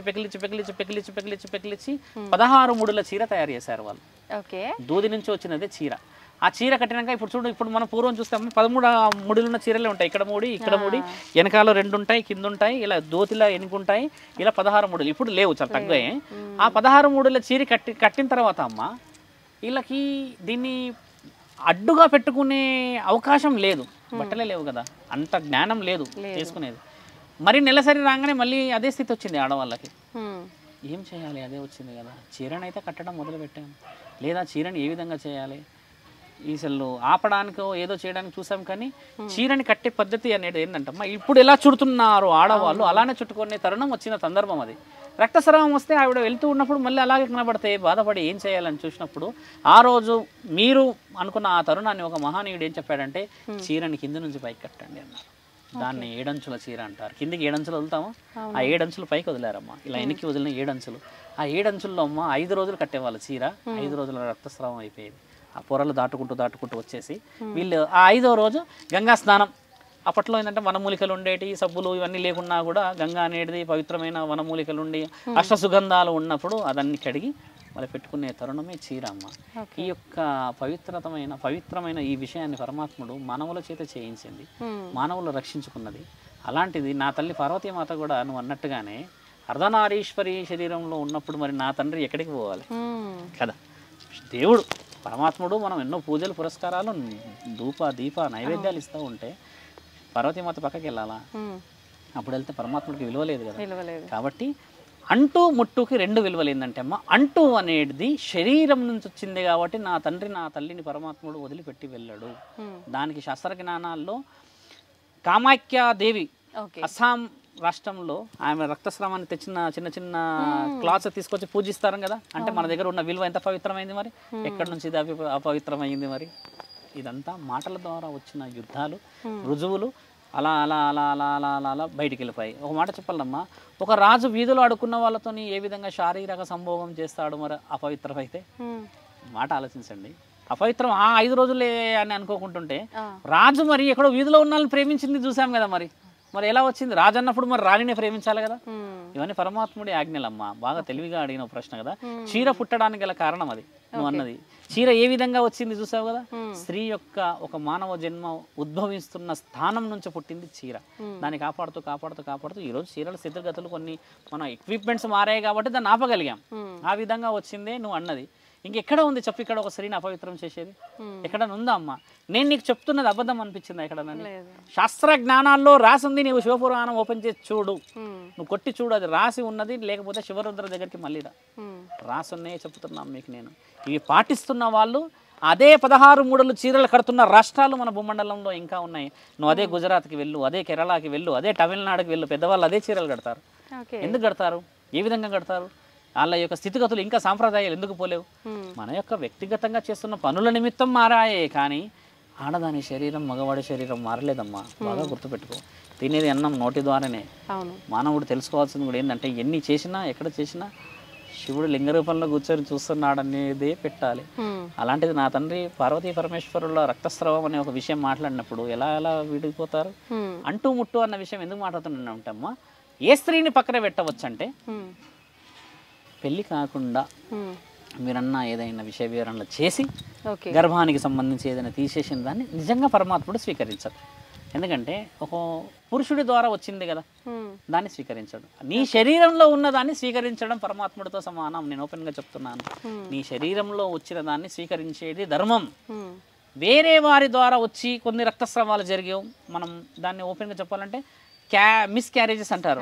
అలాంటి విషయాలని స్వీకరించకూడదు. ఎందుకంటే నీ శరీరాన్ని పవిత్రతంగా పరమాత్ముడు స్వీకరిస్తానన్నాడే కానీ చెడిపోయిన శరీరాన్ని స్వీకరిస్తానని అనలేడమ్మా. ఇది చాలా లోతైన విషయం. అలాంటి విషయాన్ని స్వీకరించడం మన ధర్మంలో ఉంది. స్వీకరించడం మన ధర్మంలో ఉన్నప్పుడు ఆ 5 రోజులు పూజలకి ఆలయాలకి దూరంగా ఉండాలి, భగవంతుడి ఆరాధన చేయకూడదు అంటుంటారు కదా. రాసిన విషయం మీరు చెప్పాలి గురుగారు. జనరల్ గా మనం లేదు రాసి లేదు నా తల్లి, ధర్మంగా రాసి లేదు. ఒక స్త్రీ ఈ విధంగా జరిగినప్పుడు అక్కడికి రావాలని ఋతు స్రవం ఋతు చక్రం అనేది 5 రోజులు. ఎందుకంటే ఎందుకు పూజకు రాదంటే అమ్మా, గుడికి ఎందుకు రావద్దన్నారు మీకు తెలుసా? ఈవిడ యొక్క శరీరం నుంచి ఒక 1 లీటర్ 2 లీటర్ కొంచెం బ్లడ్ లాస్ అవుతుంది కదా, ఓపిక ఉండదని రావద్దన్నారు అంతే. నువ్వు పూజ చేస్తే స్వీకరించలేడు అని రాసి లేదు నా తల్లి. ఓపెన్గా చెప్తున్నా వినండి. ఓపిక లేదు, రక్తస్రావం అవుతుంది. వంగినప్పుడు, లేచినప్పుడు, కూర్చున్నప్పుడు, ఏదైనా కార్యకలాపాల నిమిత్తము నువ్వు పోయినప్పుడు ఆ మెట్లెక్కలేవు. ఆ పూజ బిందెలో పోయాలి నీళ్లు, ప్రసాదం ఇంకేదో చేయాలి, అక్కడ ఏదైనా కడగాలి చేయాలంటే అంత ఓపిక నీకు ఉండదు కదమ్మా. This is called a mind game. బాగా గుర్తుపెట్టుకోండి. దాన్ని ఈ విధంగా మార్చుకొచ్చింది సొసైటీ. నేను ఓపెన్గా చెప్తున్నాను కదా నీకు. నేను ఇప్పుడు నేను లాస్ట్ టైం ఇంటర్వ్యూలో చెప్పింది కూడా అదే. ఒక ప్రెగ్నెన్సీ ఉన్న అమ్మాయి ఇల్లు ఎందుకు ఖాళీ చేయదు అని అంటే, ఇంతమందికి అని చెప్పి ఇల్లు ఖాళీ చేస్తే ఆ ప్రెగ్నెన్సీ పోతుందంట అని అన్నారన్న విషయాన్ని నేను చెప్తే యాంకర్ చాలా రెస్పాండ్ అయింది. ఏం తెలుసా అమ్మా, 10 సార్లు నువ్వు వంగుతావు కదా ఒక వస్తువులు తీయనీకే, ఇక్కడ బడ్డన్ పడుతుంది కదా, ఇక్కడ బడ్డన్ పడ్డప్పుడు బ్లీడింగ్ అయ్యే అవకాశాలు ఎక్కువ ఉంటాయి కదా. లోపల పిండం కదా తల్లి. ఇది శాస్త్రమా జ్ఞానమా? గుర్తుపెట్టుకో, జ్ఞానం తల్లి. ఈ జ్ఞానాన్ని మానవులు ఏం చేశారు అని అంటే, ఈ విధంగా ఇబ్బందులు జరుగుతాయి, ఈ విధంగా జరుగుతుంది. ఆవిడ నడుచుకుంటూ వస్తే ఒక దగ్గర కూర్చోలేదు కదా, విశ్రాంతి అవసరం. ఎందుకంటే ఋతు చక్రం అన్నారు. బాగా గుర్తుపెట్టుకో, మానవుల జన్మ ఒక ఋతువు. ఈ ఋతువు చక్రం అంటే మారడానికి బ్లడ్ ప్యూరిఫికేషన్ అవుతుంది. మానవుడికి మీ శరీరానికి నా శరీరానికి తేడా ఎందుకు ఉంటుందంటే అమ్మ, నీది బ్లడ్ అనేది ఫ్లో అవుతూ ఉంటుంది ఎవ్రీ మంత్. కాబట్టి మీ శరీరం మెత్తగా ఉంటుంది. మా మగవారిది వచ్చేసరికి కాదు, కాబట్టి ఇంత హార్డ్ ఉంటుంది శరీరం. దాంట్లో ఉన్న సీక్రెట్ అదొకటే. దీనికి మీరు ఇక శాస్త్రాలు గూగుల్ సెర్చ్ చేస్తే మరి 3 రోజుల లెసన్స్ వస్తాయి. అది వేరు, సింపుల్. మీ బ్లడ్ అయితే గురుగారు, ఇప్పుడు శివుడిని మనం ఎక్కువగా మిగతా దేవుళ్ళందరినీ మానవ రూపంలోనే, మనం ఏ రూపంలో అయితే కనిపిస్తున్నామో ఆ రూపంలో ఫోటోల రూపంలోనే పూజిస్తుంటాం. శివుడి విషయానికి వస్తే లింగ రూపంలోనే పూజిస్తుంటాం ఎక్కువగా. ఎందుకని? చూడమ్మా, లింగం అనే ఒక విషయానికి వస్తే బ్రహ్మ విష్ణువులు ఒకసారి ఒక సందర్భంలో నేను గతంలో చెప్పినట్టుగానే గొడవ పడుతూ వస్తూ ఉంటారు. ఏమని గొడవ పడతారంటమ్మా, ఈ ప్రశ్న ఇంతకు ముందుకు వేరే వాళ్ళు అడిగారు కానీ నేను జవాబు ఈ విధంగా చెప్పలేదు. వాళ్ళు ఏమని గొడవ పడుతుంటారంటే, నువ్వేంటి నేనేంటి అని గొడవ పడతారు. అంటే గొప్ప, నీవు గొప్ప, నేను గొప్ప, ఈ సృష్టి అంతా నాది, సృష్టిలో పుట్టినవాడిని నేను, ఈ సృష్టిని ఆరంభించింది నేను అని గొడవ పడుతూ ఉన్న ఆ తరుణాన్ని పరమాత్ముడు వచ్చి వీళ్ళిద్దరు గొడవ పడుతున్న క్షణం ఇద్దరి మధ్యలో ఒకరిపై ఒక ఆయుధాలను ఉపయోగించుకుంటారు. అంటే మాటల యుద్ధం అయిపోయాక ఈయన గారు వచ్చేసి మహేశ్వర బలం, ఆయన గారు వచ్చేసి పాశుపతాస్త్రాన్ని విసురుతూ ఉన్న సమయానికి దెబ్బ పడుతుంది. ఆ దెబ్బ పడ్డ తర్వాత ఏం చేశారు, పరమాత్ముడు మధ్యలోకి వచ్చి ఒక అగ్నిస్తంభాన్ని వదులుతాడు. అగ్నిస్తంభాన్ని చూసి బ్రహ్మ పైకి వెళ్తాడు, విష్ణుదేవుడు కిందికి వెళ్తాడు. అసలు ఇది ఎక్కడి నుంచి వస్తుందో తెలుసుకోవడానికని. ఇప్పుడు లయకారకుడు ఏం చేశాడు, సడన్గా ఒక అగ్నిలింగం, అదే లింగమే అగ్నిలింగం, ఆ లింగాన్ని అలా పంపించాడు. ఇక్కడ గొడవ దేనికోసం అవుతుందమ్మా, సృష్టిని ప్రారంభించిన వాడిని నేను అని గొడవ అవుతుంది. ఒక మానవుడు ఎలా పుడతాడు మీకు తెలిసినదే. ఒక వీర్యకణాల ద్వారా అండాలు ఉత్పత్తి అయ్యి ఆడవాళ్ళ కలయిక కదా. అంటే మా తాత మా ముత్తాత అని ఎలా చెప్పుకుంటామంటే నా రక్తాన్ని పంచుకొని పుట్టాడని, ఇలా మనం మాటల్లో వచ్చే మాట. ఈ మాటల్లో మన శాస్త్ర గ్రంథాలకు వెనక్కి వెళ్ళి చూస్తే ఏంటంటే, నేను పుట్టించాను అనే మాటకి ఈయన గారు లింగాన్ని వదిలేరు పరమాత్ముడు. ఆ లింగం అనేది అగ్నిలింగం అంటారు దాన్ని. ఆ అగ్నిలింగం వెళ్ళిన తర్వాత బ్రహ్మ పైకి వెళ్తాడు హంసవాహనుడై, వారాహమూర్తి అయి ఈయన గారు కిందికి వెళ్తారు. దొరకదు ఎక్కడి నుంచి వస్తుంది ఆరంభం అంతమని. ఆ తర్వాత ఒక దగ్గరికి ఇద్దరు చేరాక అప్పుడు అహం అనేది వీళ్ళిద్దరి మధ్యలో తగ్గిపోతుంది. ఎందుకు కొట్లాడుతున్నారు వీళ్ళు, నీవేంటి నేనేంటి, నీవేంటి నేనని కొట్లాడుతున్న రెండింటిని పరమాత్ముడు తెలియకుండా ఆపేస్తాడు. అంటే నాకు దొరకలేదు అంతం, నీకు దొరికిందా ఆరంభం, దొరకలేదు కదా అన్న ఆ తరుణాన్ని పరమాత్ముడు ఫస్ట్ విష్ణు దేవుడు రాగానే ఏమంటాడంటే, అక్కడ ప్రత్యక్షమవుతాడు శివుడు. అహం చనిపోతుంది. అంటే నేను గొప్ప అని విర్రవీగాను, కానీ నేను ఈ యొక్క అగ్నిలింగం ఎక్కడి నుంచి వస్తుందో ఈ దాన్ని నేను కనిపెట్టలేకపోయాను అన్న బాధలో కూర్చుంటాడు. అంటే అహాన్ని ఆయన కోల్పోయి ఓడిపోయి కూర్చున్నాడు. బ్రహ్మదేవుడు అలా కాడు, పైనుంచి వస్తూ వస్తూ మొగలి పువ్వుని అడుగుతాడు. మొగలి పువ్వు పైనుంచి పడుతూ ఉంటుంది అక్కడ నుంచి, ఆకాశ పైనుంచి, ఆకాశ గంగలాగా. అప్పుడు మొగలి పువ్వుని అడుగుతాడు. కుసుమ, పువ్వులందరికీ అధిపతి మొగలి పువ్వు అనమాట ఇప్పటికి. అయితే కుసుమ, పైనుంచి నీవు వస్తున్నావు కాబట్టి ఈ కాంతివంతమైన లింగం ఎక్కడి వరకు వెళ్తుందో, ఈ అగ్నిలింగం ఎక్కడ ఉందో చెప్పగలవా అంటే అప్పుడు మొగలి పువ్వు అబద్ధాలు ఆడుతుంది. అవునవును, నేను వచ్చి ఎన్నో సంవత్సరాలు అయ్యింది, అది అప్పటి నుంచే పైనుంచి వస్తుంది, అంటే ఇది ఇంకా దూరం ఉంది అని అంటే, అయితే ఈ విషయం నీవు వెళ్ళి కింద విష్ణువుకు చెప్పకూడదు, నేను చూశానని చెప్తాను, నీవు దానికి సరే అనాలి అని అంటాడు బ్రహ్మదేవుడు.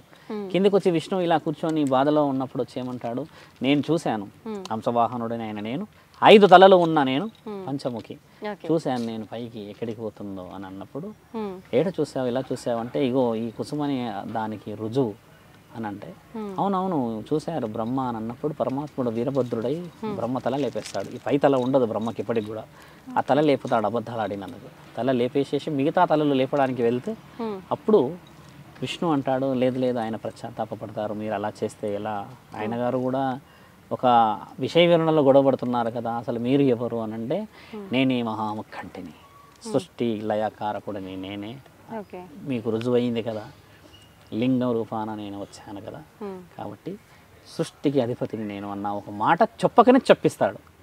ఆ విషయం అక్కడ రుజువు అయిపోయి వాళ్ళు ఎంతో ఆనందపడతారు, ఎందుకంటే రుజువు జరిగింది కదా అక్కడ.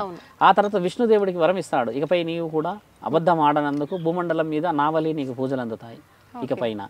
ఆ తర్వాత విష్ణుదేవుడు అయిపోయిన తర్వాత బ్రహ్మదేవుడిని శపిస్తాడు, నీకు పూజలు అర్హత లేదు, నీవు కేవలం రాతలోనే ఉంటావు అని చెప్పేసి బ్రహ్మని అక్కడి నుంచి పరమాత్ముడు పెట్టిన శాపం అది, శివుడు పెట్టిన పాపం, ఒక భక్తుడు పెట్టింది కాదు. ఆ శాపం ద్వారా ఆగిపోతారు కదా, అక్కడి నుంచి మొదలైంది మీరన్న ఆ లింగ పూజలు. అలాగా సృష్టి లయకారకుడు కాబట్టి ఆ లయానికి అర్థం, ఆ యొక్క లింగానికి అర్థం పరమాత్ముడు నేను ఉన్నా, నా పిల్లలను నేను పుట్టించుకున్నా అని ప్రతిక్షణం చూపించడానికి అర్థం అది. ఇక్కడ పరమాత్ముడు నన్ను విగ్రహాలు కట్టండి పూజ చేయండి అని అనలేడు ఆయన, ఎందుకంటే ఆయన రూపం ప్రతి మానవుడిలో ఉంటుంది, ప్రతి శరీరంలో ఉంటుంది. ఉన్న ఈ అబ్రబ్రహ్మలోకంలో ప్రతి జీవి ఆయన గారి అనుమతితోనే పుడుతుంది. మీరు అన్నారు కదా శివుడి ఆజ్ఞ లేనిది చీమ అయిన, చీమ కూడా ఆయన ఆజ్ఞతోనే పుడుతుంది. కాబట్టి ఆయన రుజువు చేసుకున్నది ఆ లింగ రూపానికి విలువ అమ్మ. కొన్ని సందర్భాల్లో శివుడు కూర్చున్నది చూస్తుంటాం శ్మశాన వాటికలో, కానీ కొన్ని దేశాల్లో కొన్ని రాష్ట్రాల్లో కూడా ఉన్నాయి తండ్రి యొక్క విగ్రహాలు. కానీ లింగానికే భూమండలంలో ఉన్న విలువ ఏంటంటే అమ్మ, లయకారకుడు ఆయన సృష్టించిన మహానీయుడు కాబట్టి అదొక రుజువు అమ్మ. దానికి ఉన్న అత్యంత ముఖ్యమైన విలువ అది. శాస్త్ర జ్ఞానాల్లో గ్రంథాల్లో మీరు వెళ్ళి చూసుకున్న అదే రాసి ఉంటుందే, కానీ ఎక్కడా కూడా ఈ విధంగా లేదు, చేయకూడదని లేదు. పరమాత్ముడు ఇచ్చిన ఆజ్ఞ ప్రకారం మనం ఉన్నాం ఇప్పుడు అక్కడ. ఆయన్ని ఒక మాట నన్ను అంగరంగ వైభవంగా చేయండి అంటే చేసేవాళ్ళు కూడా, దేవతా విగ్రహాలు ఉన్నాయి కదా, ఇప్పుడు తీసుకెళ్తా ఉంటారు విగ్రహాలను చేస్తారు, కానీ లింగానికి ఉన్న ప్రత్యేకత మళ్ళీ నువ్వు శివుడికి నువ్వు ఎంత పెద్ద ఆకారాన్ని పెట్టినా రాదు. చూడండి ఆ వైబ్రేటింగ్ శివలింగాన్ని వేరే ఉంటుంది. నువ్వు పరమాత్ముడు ఎంత ఎత్తున్నా కూడా ఆయన దగ్గర వైబ్రేషన్తో మొక్కలేం మనం. అంటే ఆ లింగానికి మనకి ఈ శరీరం నుంచి వస్తుంది అమ్మా, లోపల మనసు నుంచి వస్తుంది పూజ. అది దాని యొక్క అంతరార్థం. మీరు చెప్పిన శివలింగాన్ని పూజించాలి అని అంటే బ్రహ్మ విష్ణువులని యొక్క విషయ వివరణ గెలిచిన మహానీయుడు అదే శివరాత్రి. శివరాత్రి కూడా ఆ రోజే, మొన్న కూడా నేను అడిగితే చెప్పా, శివుడు వాళ్ళిద్దరు తగువుని తీర్చిన రోజే శివరాత్రి. అదే ఒక రాక్షస సంహారణ రోజు చేసుకున్న పెళ్లి రోజు కూడా, నా తల్లి పార్వతీమాతని కూడా నా తండ్రి వివాహం చేసుకున్న రోజు కూడా శివరాత్రి రోజే. ఇలా కొన్ని సందర్భాలు ఉన్నాయి. అయితే శివలింగం టాపిక్ వచ్చింది కాబట్టి గురువు గారు, శివలింగాన్ని ఇంట్లో పెట్టి పూజ చేయొద్దు అని కొంతమంది చెప్తుంటారు. లేదు మనం అంటే హైట్ను బట్టి తీసుకొని చేయొచ్చు అంటారు. కొంతమంది పాలరాతితో ఉన్నది తీసుకుంటారు, నల్లది తీసుకుంటారు కదమ్మా. శివలింగాన్ని భరించే శక్తి మానవులకి ఉండదు. ఇప్పుడు నీ ఇష్టంగా నువ్వు పూజించుకో, ఎక్కడైనా అడవిలో కానీ ఎక్కడైనా పూజించుకొని ఏమైనా చేసుకోండి. ఇప్పుడు శివలింగాన్ని ఇంట్లోనే పెట్టుకోకూడదు అన్నది అవాస్తవమైన మాట. గుండెలోనే గొలువైన మహానీయుడు నా తండ్రి ముఖంటిని నువ్వు శివలింగం రూపంలో ఏం పూజించగలవు? ఆ పూజని నువ్వు అందుకోగలవా? నీ మనస్సుతో కోరుకుంటే ఆయన నేనే వచ్చి నీతో మాట్లాడతా అని చెప్పిన రుజువులు లక్షల్లో చూసాం కదా. భక్తులతోనే మాట్లాడతాడంట శివుడు. భూమండలం మునిగేటప్పుడు శ్రీ శ్రీ శ్రీ భ్రమరాంబిక మల్లికార్జున రూపంలో శ్రీశైలం కొండ మీద సృష్టి మునిగేటప్పుడు భక్తులతోని పరమాత్ముడు మాట్లాడతాడని బ్రహ్మజ్ఞానం రాసింది, మీకు తెలిసిందే కదా. అలాంటిది ఒక శింగలింగం అనేది పెట్టుకున్న తర్వాత పూజించినా పూజించకపోయినా పరమాత్ముడి బిడ్డలమే. కాకపోతే ఏంటంటమ్మా, అలా పెట్టుకున్నప్పుడు నియమాలు ఏంటంటే మనం కొంచెం పవిత్రంగా ఉండి పాజిటివ్గా ఉంటే మన మనసుకు మంచిగా అనిపిస్తుంది కదా. అలా ఎట్టికి పెట్టడం ఎందుకు మరి? నీకు అంత స్థాయి లేనప్పుడు తేయకూడదు. ఇప్పుడు ఏ చిత్రపటాలైనా సరే నువ్వు తెచ్చుకొని పూజిస్తేనే విలువ కదమ్మా. శివుడి దేవాలయం అనేది కాదా, అది ఒక నానుడి వచ్చిందే. కానీ నువ్వు ఇదే ఇప్పుడు సాయిబాబాని తీసుకెళ్ళి నువ్వు పూజించుకుంటూ ఇంట్లో పెడతావా? ఏదో బల్లిలో లేకపోతే ఎలకలో దాని చుట్టూ తిరుగుతా నీకు మంచిగా అనిపిస్తుందా? కాబట్టి ఏ దేవుడినైనా ఇంట్లో పెట్టుకొని పూజిస్తేనే పుణ్యం అంటున్నావు. అంతేకాని నువ్వు పూజించకుండా తీసుకొచ్చి అక్కడ పడేస్తే ఖచ్చితంగా వృధా అయిపోతుంది కదా. ఇప్పుడు శివలింగంకి ఆ ప్రత్యేకత ఎందుకంటే మహానీయుడికి విలువ అది. ఆయన ఉన్నాడు అక్కడ పూజించమని. ఆయన కొత్తగా ఇంట్లోకి తీసుకొచ్చి అవమానపరచడం అవసరమా అమ్మ? అవమానపరుస్తారేమన్న ఒక ఆలోచనని ఇప్పుడు మీరు నన్ను అడిగారు కదా, అలా ఒకవేళ ఎవరైనా గొప్ప వ్యక్తులు చెప్పిండొచ్చు అక్కడ పూజించవచ్చుగా అమ్మ, ఆయన ముల్లోకాధిపతి మహానీయుడు, ఆయన ప్రత్యేకంగా నెత్తి మీద ఎత్తుకొని పోతున్నారు ఏంటి అని చెప్పి కూడా అనే సందర్భాలను ఈ విధంగా వచ్చిండొచ్చు. అదే మహాముక్కంటి పంది మాంసం తిన్నాడుగా, శ్రీకాళహస్తిలో రుజువులు ఉంది కదా. మరి ఇప్పుడు ఆయన పంది మాంసమే తిని ఒక భక్తిని ఇచ్చేసి ఈ రోజు శ్రీకాళహస్తి అని అంత పెద్ద పుణ్యక్షేత్రం, తిరుపతి పోయినవాడు శ్రీకాళహస్తి పోవాలంటారు కదా. అంత చరిత్ర రాసిన మహానీయుడు శివలింగం తెచ్చుకుంటే నీకు ఆశీర్వాదం ఇయ్యడా? ఇస్తాడు. కానీ నీ మనస్సుని గెలవకపోతే శివలింగం కాదు సాక్షాత్ శివుడు వచ్చినా సరే నీకు ఏమీ మైండ్లోకి పోదు. మీరు అన్నట్టుగా అంతఃకరణ శుద్ధి. పరమాత్ముని గెలవాలంటే ఒక రోగిష్టైన గెలవగలడు. అంత శరీరం అంతా పని చేయకుండా కేవలం గుండె కూడా ఓం నమ శివాయ అన్న పరమాత్ముడు వచ్చి ఆ గుండెలో చేరగలడు. అంతేగాని నువ్వు పూజ అందుతలేవని, నాకు పూజిస్తలేవని, నాకు పండిస్తలేవని ఎక్కడ ఏ శాసనాల్లో ఏ దేవుడు రాయలేడమ్మా. రాసిందల్లా ఒకటే, ఒక ఆడ ఒక మగ. అది తెలుసుకొని బతకడమే ఈ జాతిలకు విలువ. మాట్లాడితే 5 జాతులు ఉన్నాయని శాస్త్రజ్ఞానాలు రాశాయిగా. ఆడామగ అంటే సమానం అని అంటున్నారు కదా గురుగారు, ఆడామగ అని భేదం ఏంటి? ఆడామగ అనడానికి భేదం ఏంటంటే లయకారకుడు 2 విషయాలు చెప్తూ ఉంటాడు మనకి. మీరు ఆడామగ అన్న విషయాన్ని నేను చాలా స్పష్టంగా చెప్పాలి నీకు.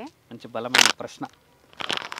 ఓ మహానీయుడు ఏం చేశాడు నా తండ్రి పరమాత్ముడే, ఓ అడవిలో ఇలాంటి ఓ పెద్ద మర్రి చెట్టు దగ్గరే కొన్ని పండ్లు ఇలా ఇప్పుడు చూసాం మనం, పండ్లు ఉన్నాయిగా. ఈ పండ్లకి ప్రతిరోజు సాయంత్రం వచ్చి ప్రాణం పోసేవాడు.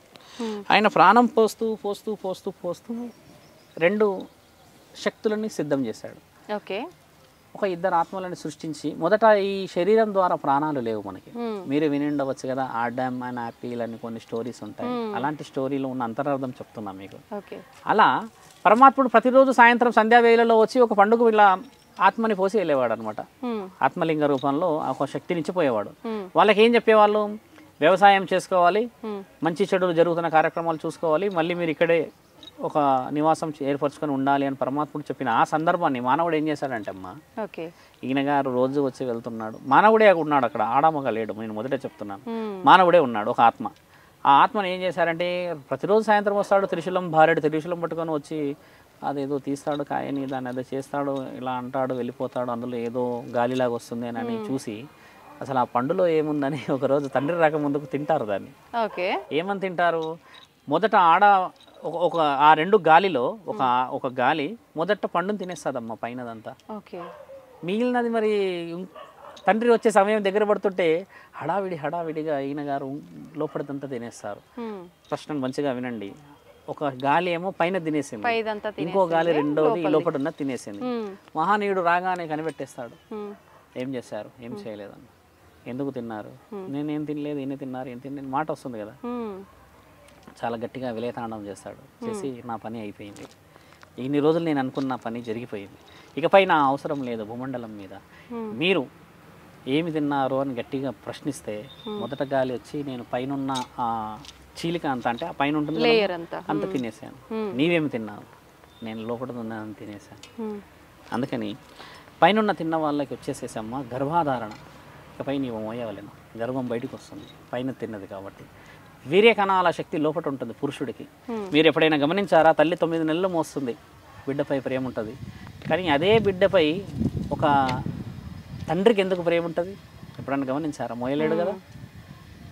అయితే ఇక్కడ ఆ బిడ్డని తండ్రి ఎక్కువ మోస్తాడు ఆడపిల్ల కంటే.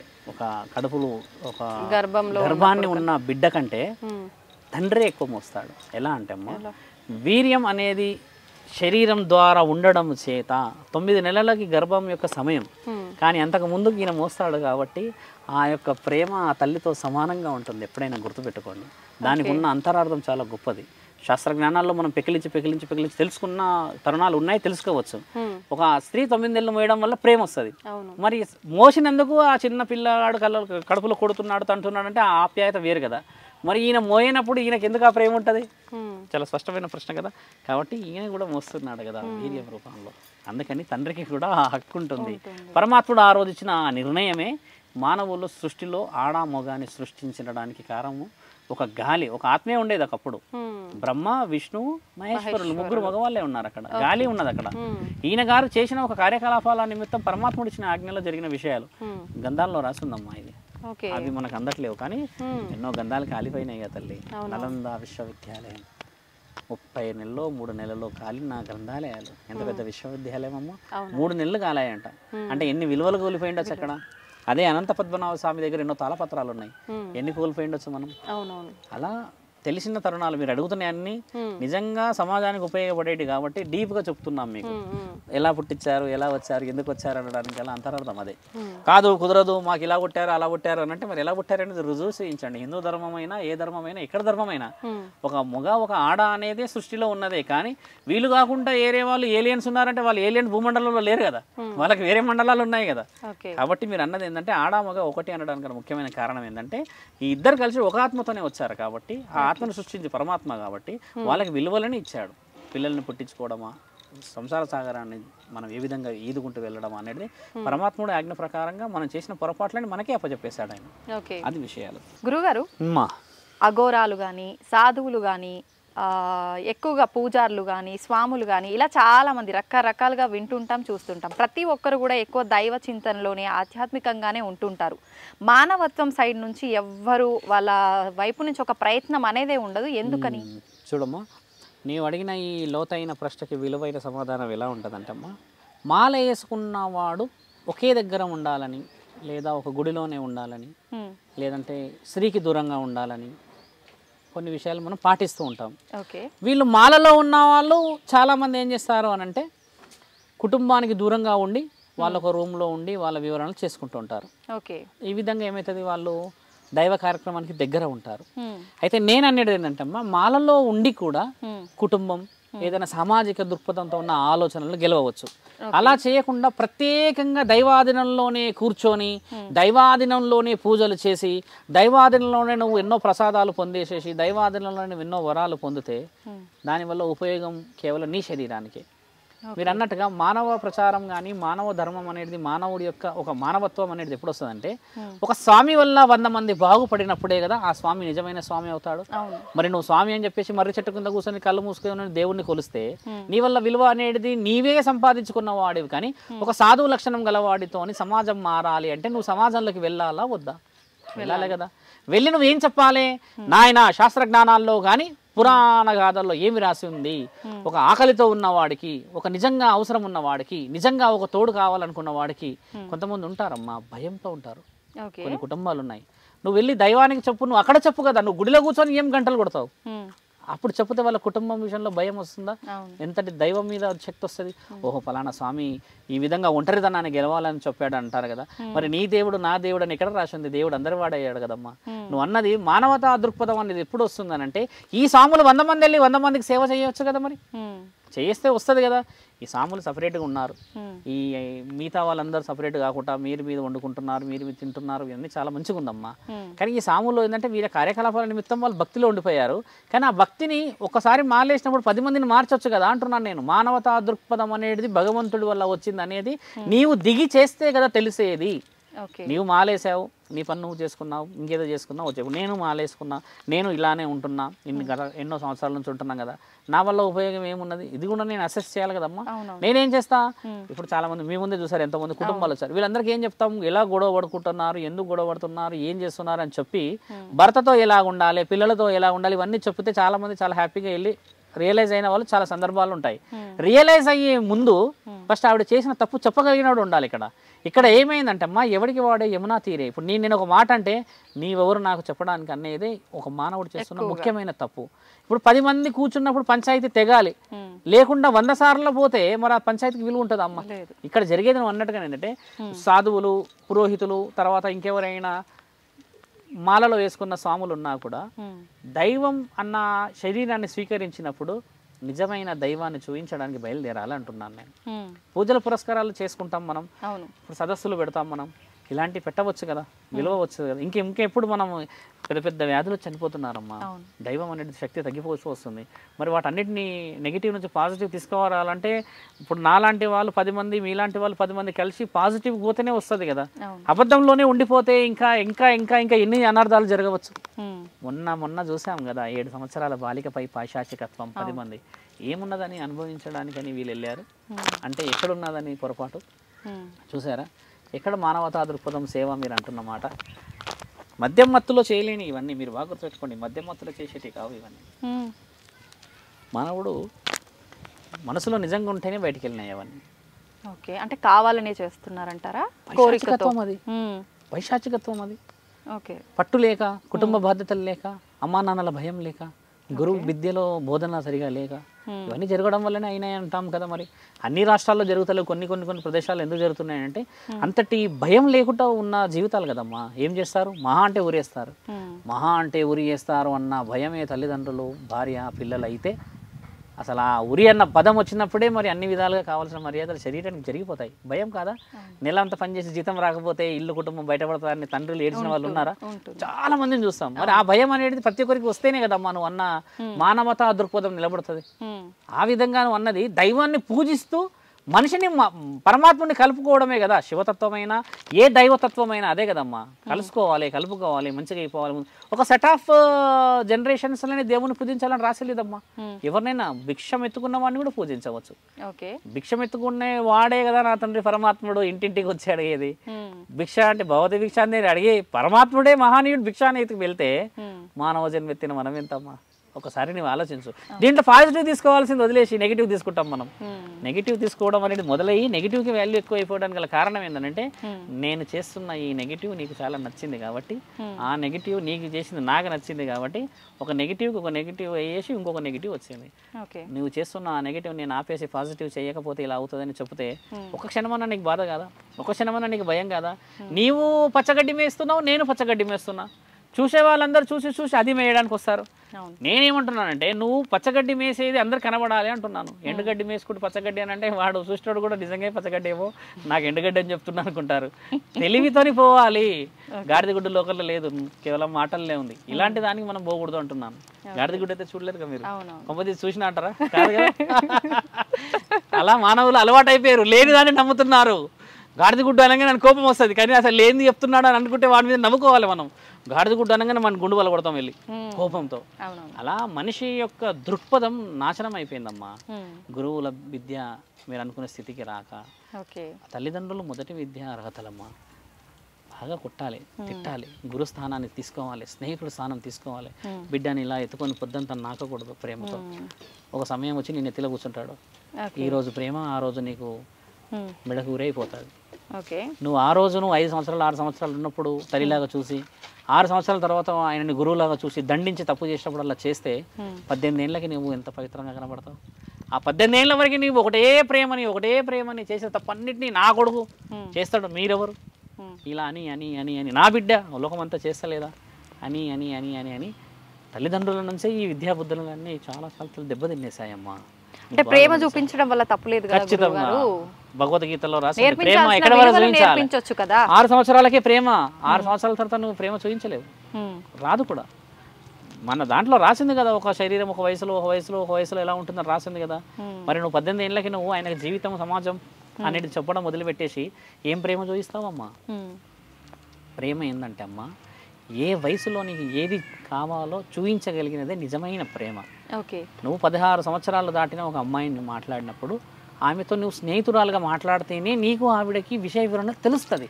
నీవు అక్కడ అమ్మలాగా మాట్లాడితే, ఒక గురుస్థానాన్ని నువ్వు తీసుకుంటే నీకు అన్ని విషయాలు చెప్పదు కదా. అవును. నువ్వు ఆ తరుణాన్ని నువ్వు గెలిస్తేనే కదా ఈవిడ మనస్సు.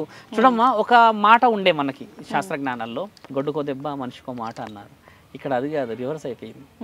మనిషికో దెబ్బ అయిపోయి గొడ్డుకో మాట ఇది అయ్యి అనగానే వెళ్ళిపోతున్నాయి ఆ బర్రెలు గారి ఆవులు గారి. మనిషి అయ్యి కాదు, ఆవు అన్న పోతలేడు, జావ అన్న పోతలేడు, వస్తలేడు అసలు. సంవత్సరం అయిందంట కలవరికి అంటారు. ఎక్కడనో ఆస్ట్రేలియా ఉన్న వాళ్ళు 7 ఏళ్ళు ఇట్లా. అంటే ఎక్కడ తేడా వచ్చింది ఇప్పుడు? నీ యొక్క విలువలే కదా అమ్మా. ఈ భగవద్గీతలో మొట్టమొదటి పాఠమే అది. అతి గారాభంతోనే బిడ్డల్ని కోల్పోయిందని ఆవుది దూడది ఉంది శాస్త్రజ్ఞానాలలో ఉన్నాయి. నాతోని మాట్లాడుతున్నాయి అన్నీ కూడా రుజువులు చేయబడ్డాయే చెప్తున్నాము. మీరు ఇంటర్వ్యూ చేస్తున్నారు కదా అని నేను గొప్పగా మాట్లాడతలేను.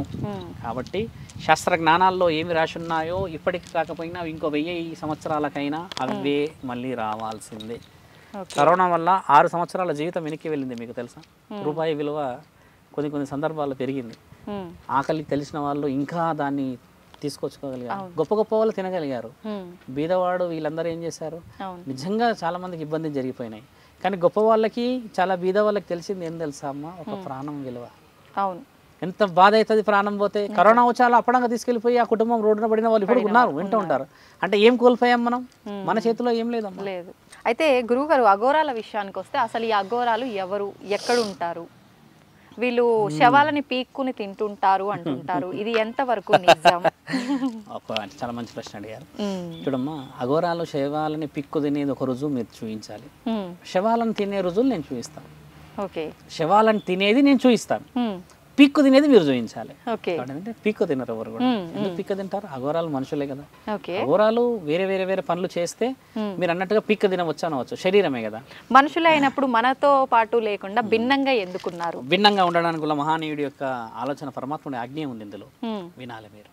కారణ జన్ముడు దత్తాత్రేయుడు పుట్టిన ఆ సందర్భాన్ని చూసుకుంటే అమ్మ, భూమండలం మీద మన ఈ యొక్క ప్రత్యేకంగా మాట్లాడితే ఇండియా మీద పరాయి దేశస్తులు ఎక్కువ శాతం దండయాత్ర చేసి విగ్రహ ధ్వంసం జరుగుతూ వస్తుంది. ఇంకేదో విషయాలకు వస్తే మన దగ్గర విగ్రహాలు, నగలు, తర్వాత ఇంకేదైనా వస్తువులు, వీటికంటే విలువైనది ఏమున్నది మీకు తెలిసి? భారతదేశంలో బాగా కొంచెం ఆలోచించాలి. స్త్రీ కాబట్టి మీకు ఇది పరీక్ష. మన దగ్గర ఇవన్నీ కాకుండా ఒక విలువైన శక్తి ఉంది. ఆ విలువైన శక్తి ఎవరు కనుక్కోవాలి. బంగారం, విలువలు, విగ్రహాలు, వస్తువులు, ఇవన్నీ నగలు, నట్రాలు, ఇవన్నీ కాకుండా ఒక విలువైనది ఉంది మన దగ్గర. కాదు, ఇవన్నీ బంగారం, నగలు, దేవుళ్ళు అంటే అదే వస్తుంది కదా. మొహమాటం, సిగ్గు, సాంప్రదాయం, ఆడపిల్ల, వీరిని దోచుకోవడానికి కూడా ఎన్నో దేశాలు వస్తున్నాయి. అర్థమైందా నేను చెప్పిన ప్రశ్న? విచ్చల విడితనం మన దగ్గర లేదు. దీన్ని కూడా కొల్లగొట్టి దోచుకుపోయి మానవభంగాలు చేసిన సందర్భాలు చాలా చూసాం చరిత్రలో. అలాంటి సందర్భాన్ని తీసుకుంటే దత్తాత్రేయుడు కారణ జన్ముడు పుట్టినప్పుడు కూడా ఇలాంటి విషయాలే జరిగినాయి. అరే, నా దేశం మీదకి వచ్చి నా విగ్రహాలు, నా నగలు, నా ఆస్తి, నా అంతస్తులు ఇవన్నీ ధ్వంసం చేసింది కాక అవం శుభం తెలియని నా ఇంటి ఆడపడుచులని, నా ఆడబిడ్డలని, నా వంశాధిపత్యాన్ని కూడా వీళ్ళు స్వీకరించేసి పైశాచికత్వంగా అనుభవించి ఇష్టం ఉన్నట్టుగా చిత్రహింసలు చేస్తున్నారు అన్న ఆ సందర్భాన్ని గెలిచిందే అఘోర. ఏం చేశాడు, ఎలా చేశాడు, ఎలా చేయాలి? దత్తాత్రేయుడికి ఆలోచన, నేను వాళ్ళని ఎదుర్కోలేకపోతున్నా, గుర్రాల మీద పెద్ద పెద్ద కత్తులు పట్టుకొని వస్తున్నారుగా అని ప్రకటన ఇచ్చాడు. భూమండలం మొత్తం విలువైన వాళ్ళు, దైవాధీనంలో ఉన్న ధర్మ కార్యకర్తలు ఉన్న వాళ్ళు, సమాజం కోసమే ప్రాణం కూడా ఆలోచించని వాళ్ళు కావాలి. దైవ బోధన ఇస్తాము, భారత భూమండలాన్ని కాపాడడానికి అని ఒక హెచ్చరిక జారీ చేస్తే కొంతమంది అఘోరాల రూపంలో మేము వస్తాము, మాకు భక్తి అంటే ఇష్టం, మా యొక్క ఈ సమాజాన్ని కాపాడతామని వచ్చిన వాళ్ళే అఘోరాలు. వచ్చినప్పుడు 12 సంవత్సరాల శిక్షలు ఇచ్చారు. ఎలా శిక్షలు ఇచ్చారంటే అమ్మ, కఠోరమైన శిక్షలు. ఆకలి మరవాలి, ఒకటి మనసు చావాలి, వేరే వాళ్ళ మీద ఉండదు. వ్యామోహం, శారీరక కోరికలు చావాలి, దేహం మీద ఆశ ఉండకూడదు.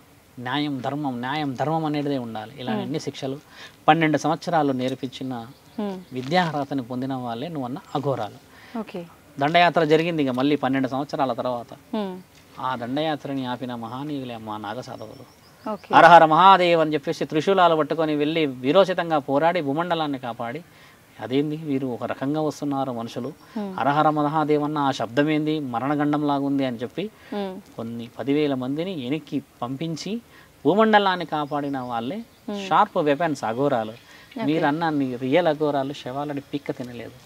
ఒక శరీరాన్ని ఎందుకు తిన్నారంటే, if you suffer with any disease okay. మన ఆర్గాన్స్లో మనం తింటాం ఆహారం రూపంలో. బోన్స్ అంటే విటమిన్, హెయిర్ లాస్ అంటే ఇంకేదో ఒమేగా ఫ్యాటీ యాసిడ్స్ అనో ఫిష్ ఆయిల్ అని తింటూ ఉంటాం. ఇంకేదన్నా ఉంటే సంథింగ్ మనం చూస్తూ ఉంటాం కదా. ఇన్ని వనమూలికల సముదాయం ఒక శరీరం. అవును. ఒక యుద్ధ సమయం ఎన్ని రోజులైనా జరగవచ్చు, కొండ ప్రాంతాల్లో జరగవచ్చు, వర్షాలు రావచ్చు, ఇంకేదైనా జరగవచ్చు. అలాంటప్పుడు పరమాత్ముడు ఇచ్చిన ఆజ్ఞ ఏంటంటే అమ్మ, వృధాగా పోతున్న శరీరం మట్టిలోనే కలుస్తుంది కదా.